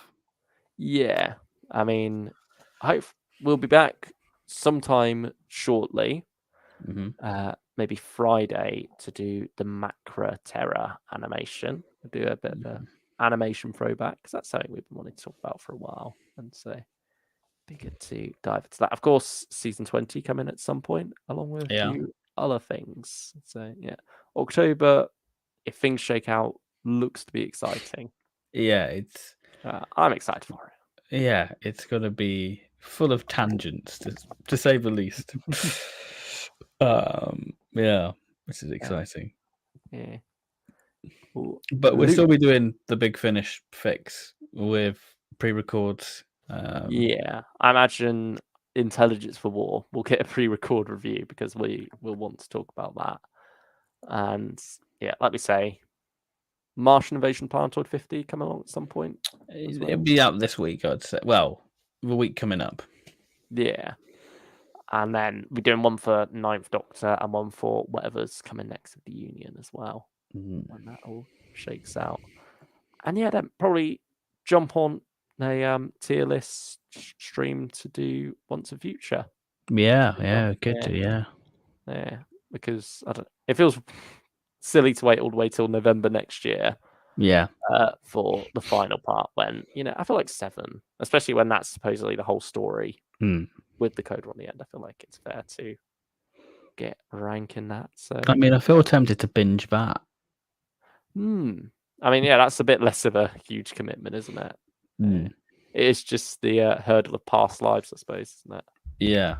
I mean, certainly getting the physical edition of A Genius for War in particular, seeing that poster has tempted me to. See, I've not seen the poster, so I'm very excited to see it. It's a good one. I mean, Us at the End of Time is a beautiful poster as well. But yeah, certainly Genius for War is the standout of those. Ooh, Hoovian asks, Luke, have you finished Torchwood Among Us yet?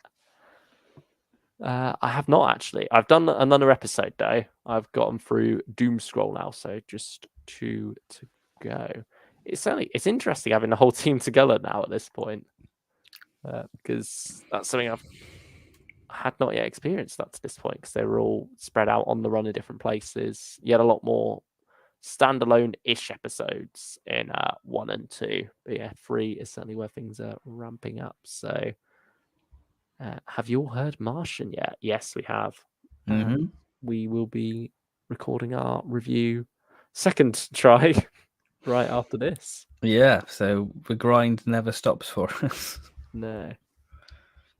I like Big Finish how Liz Shaw left on the Third Doctor one day as a lost story, as we never saw that on TV. I mean, you can't really do a lost story for that because it was never planned as a story.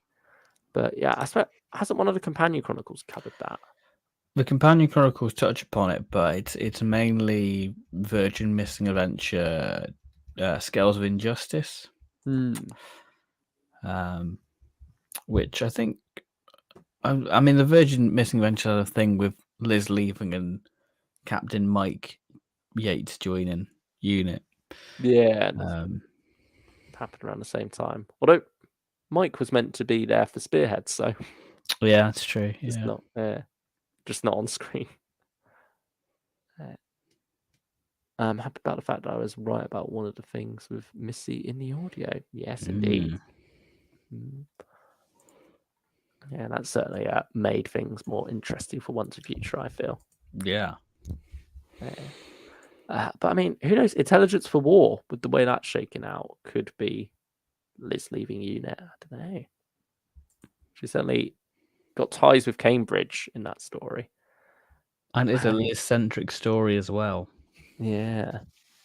There's certainly potential there. But I don't know. It makes you want...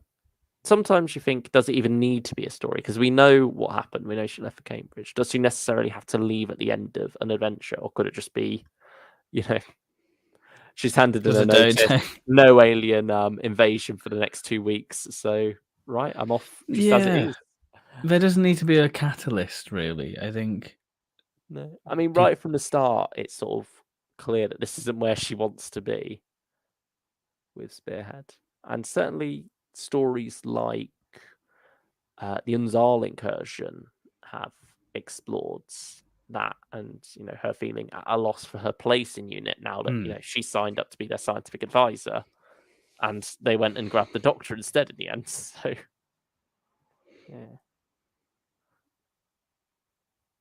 when Martian remembered Once and Future had a plot.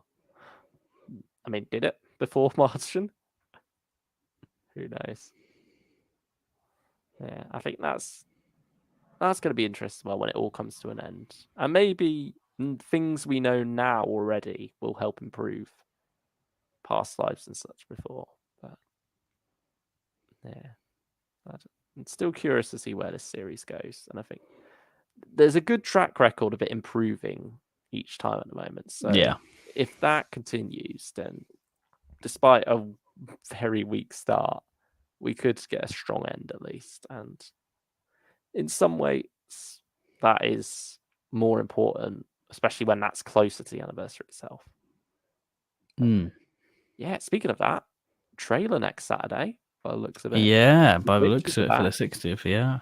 Yeah, the binary code, people have decoded it and revealed Saturday, 23rd of September. 6:10, was it, or something? Yeah, I believe that was it. Precise. Probably just in terms of what programming's going on then as well, isn't it? There's probably a show that's running probably until Strictly, then, isn't it? And then it's usually around Strictly.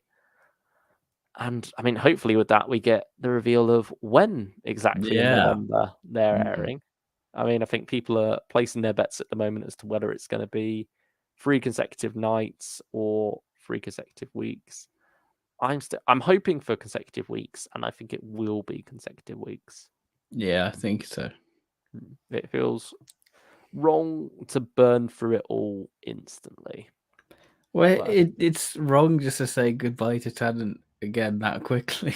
Like, Yeah. it feels like the 14th Doctor hasn't started, but he's also ended. Yeah. Also, we need time to process these things, and Yeah, we oh, need time yeah. to enjoy And having rewatch yeah, them in between. yeah, revisiting our childhood, having that series 4 feel again of week to week, even if it's only for 3 weeks, it's still better than 3 nights. Even though there is that lovely feeling of new Doctor Who every night. But I mean, we're going to be eating good very soon though, because you've then got just a month until the Christmas special. Which And has now been then confirmed as a 2020 Christmas special. Yeah, 2023 will be over. Oh, that's a scary thought. But yeah, RT2 is very much upon us now. It's cooking. Yeah, and exciting times are certainly ahead.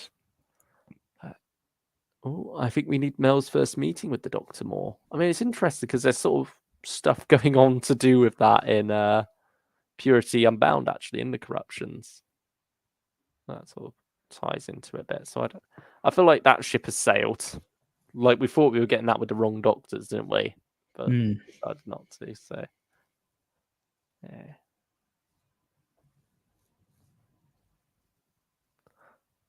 I'm at work for the trailer. It is the start of my villain arc, says Hoovian. Oh dear. You just have to like When nip into like the bathroom and like go on your phone. Time it right. Yeah. I mean, it depends what job you're doing, because obviously that's a bit. Peas pottage hot, peas pottage cold, says Whovian's collection. Very much so. Was that invented for the wrong Doctors, or was that something that had been mentioned before? I don't know. I can't say I'm an avid fan of that era. I mean, no offense, but I can't say I was aiming that at you. I was expecting someone in the chat tonight, because they're better at Big Finish knowledge than we are. Yeah. We're just fake Big Finish fans. Yeah. We just provide our shitty opinions and hope you will keep listening. Watching. Yeah. And hopefully we provide some entertainment at the same time. Yeah. It's like more of the chill time of the stream now, where we wait for people in the chat to provide us with things to talk about. Yeah. I hope we'll see a bit and of Donna's granddad in the Doctor Who 60th anniversary. Yes, Wilf. Yes, we will see Wilf. Hopefully a good bit of Wilf. I mean, they've had that Who Spy thing going on Twitter as well. Yeah. So we've had some teasers there as to what could be coming. Like the clown. Yeah. Toy maker. Anniversary. It's all cool. Yeah. I mean, here's the latest one. Yeah. That's where you got our first mention of Mel when they leave the TARDIS, isn't it? From the BBC Bristol. And you've also got Henrik's there, the second poster along, which was Rose's old shot. But yeah, this seems to be a bit more of a period setting, doesn't it? Yeah. Isn't that meant to be Wild Blue Yonder, though? Could it be? I don't know. No! This was the third special. Oh, is this the third? Yeah, because I think this was because Wild Blue Yonder is all in studio. Okay. So no people going, are we doing like present, past, future? I don't know. Or present, future, past. I feel like it's present, future, present. But yeah, we might have bits of the past thrown in there as well. I mean, Wild Blue Yonder, who knows what they're doing there. We also don't know how much they'll tie into each other as well. Yeah. One big story or 3 individual ones. That'll be interesting. What else have we got here? Here is the clown, which was one of the more unusual ones they've put out. It's enough to get excited about, but not give anything away. Yeah. what is it? Waiting for a new Doctor Who adventure be like. Is the quote they've attached to this one. And yeah, so it's funny because it's something that's very much just there in the background, really. I wonder if this is sort of like sketched by, is it Sophie Cowdery? Yeah, I think she's part of the art department for this. Yeah, I wonder if she had any hand in this, or if she's more with like the tapestry stuff. Yeah.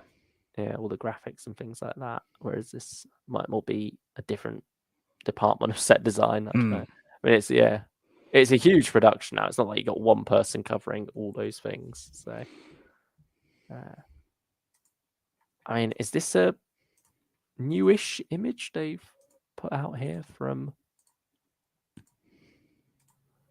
the Regency episode of season 14? I think I've seen that one before. Yeah, I don't know. I feel like they did quite a few for that one. It was like Yeah, they've milked that. Yeah. Oh, I mean, it's funny. I had my National Trust magazine arrive from okay. membership, and they've got like a article in there about 60 years of Doctor Who and about the different National Trust properties they've filmed stuff at, including this episode. Oh, There's nice. like a picture of Shooty, Millie, and is it Rupert Grief or something? Yeah. Yeah, them three together on the staircase. So, yeah, that was just bizarre to see. What other Who spies were there? They're all very little teasers that probably have no relation to it. Of course, Miriam Margolyes. Margolyes, sorry. Yeah. Officially as Beat the Meat that we knew for ages. Yeah, it's kind of like, oh yeah, okay, we knew it. And I think this looks like Wild Blue Yonder, but maybe not. Like it's hard to. We know so much, but so little, which is so exciting because it's nice that there's stuff to theorize about, stuff to sink our teeth into, but also still so much more to be excited about to come. I mean, apparently there's some like maybe in the next trailer, there's some like big detail they wanted to drop early on, like right after Power of the Doctor. It's Matt Smith. Yeah, but decided no, we want to keep the focus on Jodie. So yeah, they held that off. We still don't know what that is. So could that be coming? I mean, I imagine so.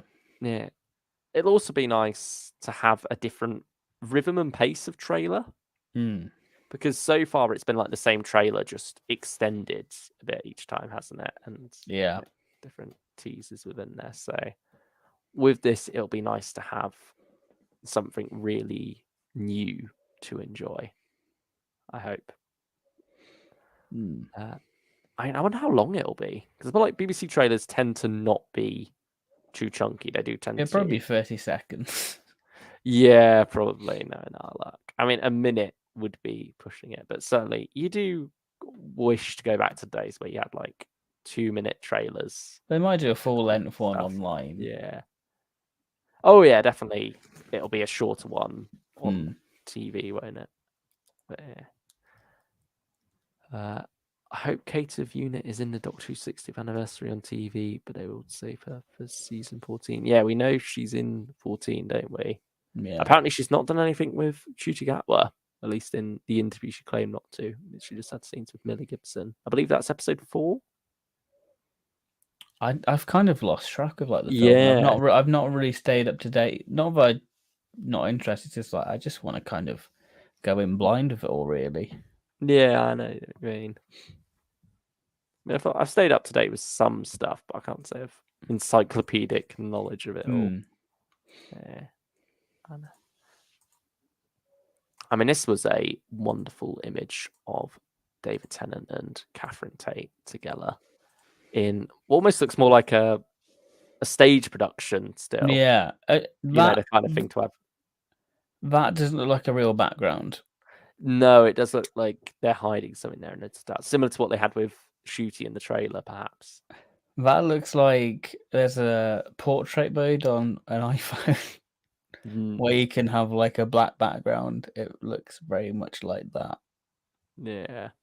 Or it looks like what we use for these thumbnails to remove backgrounds. Yeah. Just literally crop them out, and then you have your PNG to put over whatever image you want. But I mean, something's scaring him there. So, do you believe Donna's going to die? That seems to be the main rumbling going on. I've said it from day one. Gee.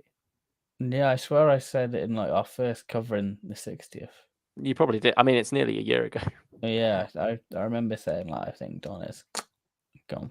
Oh, I think she'll survive. I think we'll get a happy-ish ending. I mean, happy for We've Donna. already had this. We've already had the sad ending. This is Russell. Yeah, but she's got a child now, and it's 6. I feel like he'll save the heartbreak for what's coming with Millie, with Ruby Sunday. That character, I think he can go full on there. He can be Russell with that character. And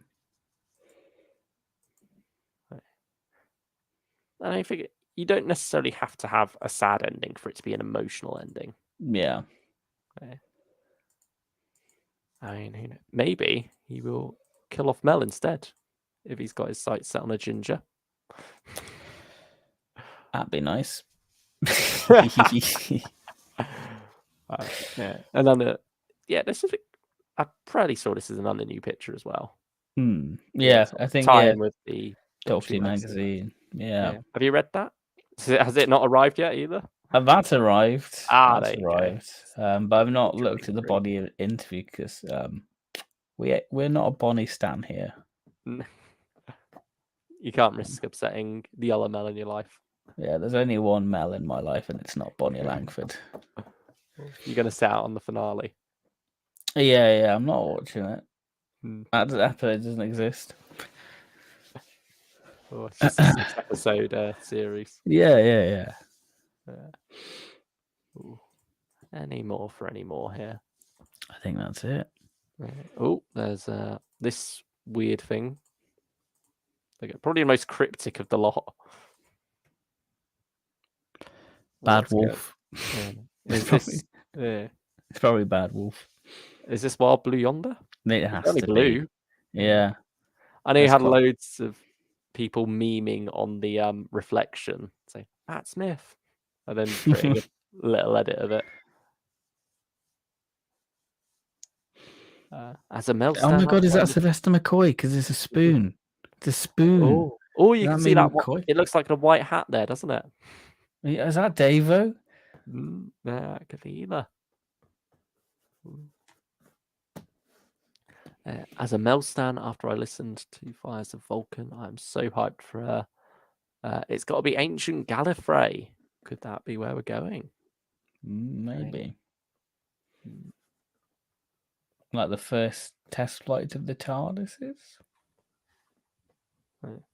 I don't think Donna is going to die, but I think we might get a Tegan-esque goodbye. I mean, that would be blimmin' brutal. What a way to end the 60th that'd be. And then that causes 14 to regenerate just because he's been rejected.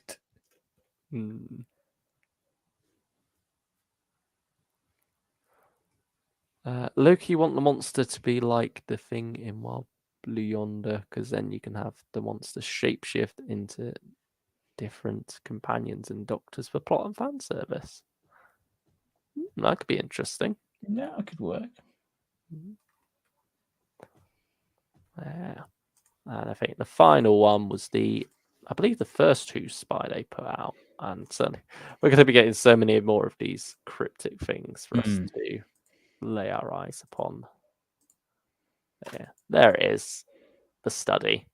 I mean, people have noticed like the giggle, like the puppet from that. Oh. In the image. Whereabouts is that? I think it's on one of the sketches. Yeah, on the sketches, I think. Yeah.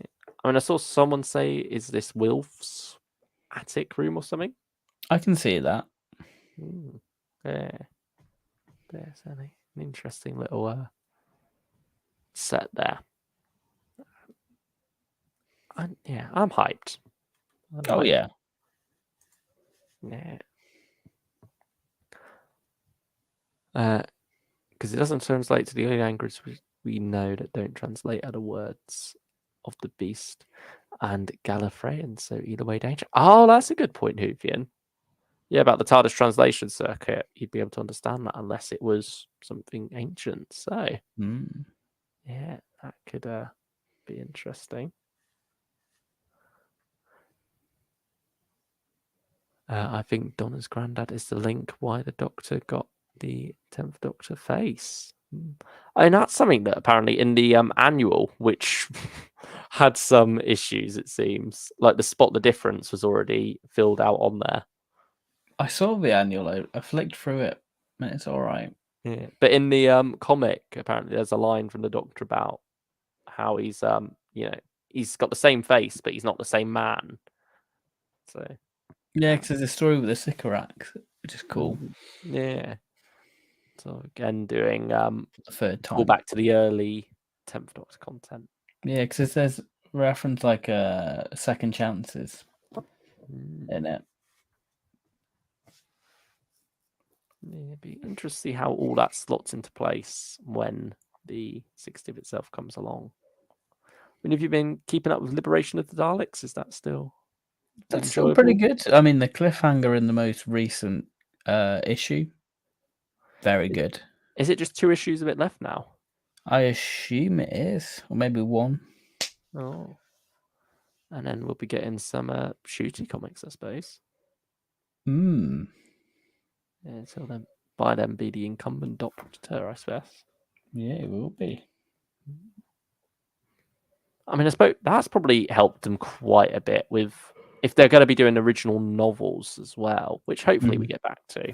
The fact that series 14 was filmed so far in advance will hopefully help the characterization in those novels, because there's always some infamous moments, isn't there, when you have a new Doctor and companions and such, and that first wave of novels, or in some cases the only wave of novels later on when they did less and less of them. I hope they get back to doing that. We know we've got the Target novelizations coming for the 60th specials themselves. Yeah, they're quite tempting. For somebody who doesn't get the Target books. Yeah, that'd be an interesting expanded version. Did you ever get that illustrated, the Daleks? No, they're doing it for Rose as well, aren't they? Yeah, Rose is a really good Target book. Yeah, I'm tempted to get both of those, to be honest, because that artwork does look beautiful. I think we've been told by Stephen that the Daleks novel is a really strong one, almost like transcends Doctor Who in how good it is. I mean, I've got the book, but I've not read it. I've got 2 versions of it. Yeah, I mean, it's an interesting one because it sort of stands alone. It does similar to what the Daleks movie did, didn't it? Where it skips over an unearthly child and is the start of the story in some ways. Yeah, but instead take a place on Barnes Common. I mean, there was even a nice little reference to that novel in the War Doctor Begins, He Who Fights with Monsters. Towards the end.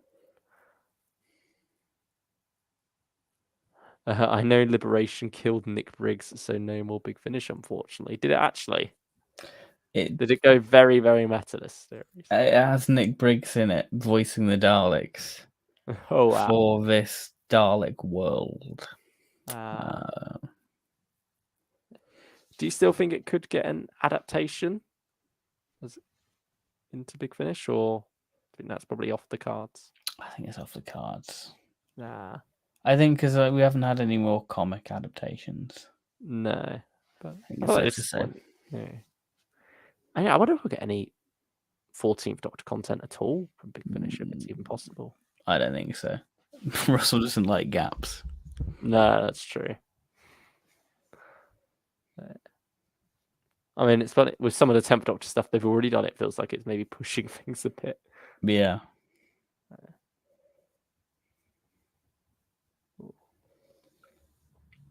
But I think that's pretty much done, isn't it? Really, for the night. Yeah, I think so. We're coming up to 2 hours now, so one of our longer ones recently. Yeah. Hopefully you have all enjoyed us talking all things Fifth Doctor for a good while. Diving Yeah. into some big Davo, talk about all the recent and not so recent Fifth Doctor box sets. Like I say, start with Fifth Doctor box set if you have not got anything from him on Big Finish Lit and you're interested. It's a brilliant place to start. And and then we sort of took a bit of a detour down the 60th route because it's coming. It's coming. The year has flown by. Power of the Doctor is nearly a year old. And yet a new era is on our doorstep. Good night, guys, says Daniel Hager. Thank you, Daniel. Hopefully we lived up to your high expectations of us at the start of this stream. Don't want to disappoint. And like we say, last Big Finish fans for a while. We're going on holiday, but we're not actually going on holiday. We'll be here. Yeah, and we're not even taking a break from Big Finish because we'll still be doing a couple of Big Finish pre-records. Amazing stream again. Thank you, Hoovian. Thank you very much. It's been good. Been fun. Yeah, it's always wonderful to talk about the Fifth Doctor, really, isn't it? Yeah. It's nice revisiting some of these brilliant stories through chatting with you about them. Yeah, and having so many varied opinions. It's all cool and it makes us all unique and brilliant. Yeah, it certainly feels like the Fifth Doctor this year has been a bit more divisive than usual. I do feel like, last year with 40, we were fairly in with the general consensus on that one. It feels like Autumn Infinity was loved by a lot of people from what I saw. Yeah. And then less so for 41. But yeah, I mean, Conflicts of Interest and Inner Night seem to be getting reviews all over the place. So yeah, it's interesting. Hopefully we'll get some Fifth Doctor news for next year soon, though, because I feel like he's the one we always get fairly advanced. Yeah. I mean, when they announced Conflicts of Interest, that was when they put the bundle up for pre-order, wasn't it? So yeah. Time to get back to Marco Polo for my review marathon. Yeah, I've been seeing that's already an extremely long thread, and you're only on the 4th TV story, Hoovian. So that'll be it's an interesting project you've set yourself there. Best of luck with it. Good luck. Yeah. Meanwhile, we're sat here not even committing to Doom Coalition. No. One day. Fake Doctor Who fans. Terrible people. I mean, any TV stories you're watching at the moment? Not at the moment. I've not really stuck on Doctor Who for a bit. I mean, I will in a couple of days when season 20 arrives. That's what you sort of like having a bit of a detox before that because you know you're going to be well in on all that content.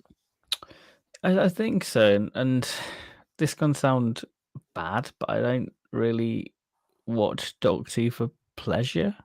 I don't really watch stuff in general, really. No. I mainly get my Doctor Who fix from Big Finish. I only watch Doctor Who if it's for one of these. I'd say at the minute, for me. That's like we have been doing quite a lot of them, so it almost takes up enough of that slot, doesn't it? And just the time I get in from work, the last thing I want to do is sit down and watch Doctor Who. I suppose sometimes as well, because particularly Classic Who, where it's longer stories, you might be in the mood for something, but you don't necessarily want to commit and then watch part 1 and then come back to it in a couple of days and think, actually, I'm not in the mood for this one anymore. Yeah, I have urges. I'm like, I really want to watch that, and then the time I get around to, I'm just like, I just don't want to watch it anymore. Yeah, that's fair. I mean, what's after this stream for you? But after Martian Invasion of Planetoids 50 recording. Big Finish or what Big Finish have I got lined up? I can have a look actually. What's next on the app? I've got one episode left of Omega. You're going back to that. Fifth Doctor fix still. Yeah, still on Davo, or I might do Autumn Infinity again. Yeah. Or I might do War Master. I don't know. Are you actually tempted by War Master? I think just because I've got to get it done eventually. Yeah. I mean, I wonder if maybe that's worth saving Halloweenish time, especially with October being a bit more quiet. But I don't know what big finish I want to do next, to be honest. Yeah, I'm sort of in an odd space where I've got a few things I need to get through, but I can't really say I'm in the mood for any of them. I think that's a key thing with big finish. You've got to be in the mood for it. Yeah. Oh god. Yeah. Being in the right headspace before listening certainly helps you enjoy that a bit more.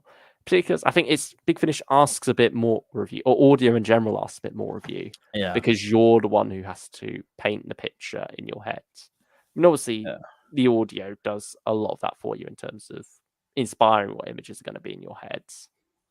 But you've nevertheless got to put in a bit of effort on your part to follow through with that and, fill in the gaps and really imagine it all.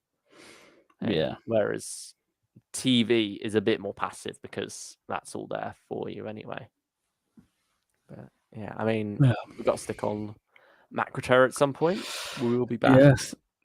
That'll be our next stream. So hope you all are looking forward to that. It'd be interesting to see how it's aged, because that's one what people rate very highly. Was that 17 or 18? 18. 18. Yeah, 8. Or 19. Was it 19? Ooh. Oh, it might have been 19, actually. Yeah. 19 or 18. Yeah, I think you're right with 19, because certainly Faceless Ones and Fury from the Deep were 2020, weren't they? Yeah, so it probably was. Yeah. Yeah, I think April 2019. Yeah. Sharda was 17? Yeah, Sharda was 7. Yeah. Yes. Yeah, because I think it's October 2016 for Power. Mm-hmm. Then around October, November 2017 for Sharda. And then it was April or March 2019 for Macroterror, because we saw it wasn't a 2-year gap, it was like a 1.5. It was that 18-month hiatus again. And now we're just waiting a month and a bit for Underwater Menace. Wow.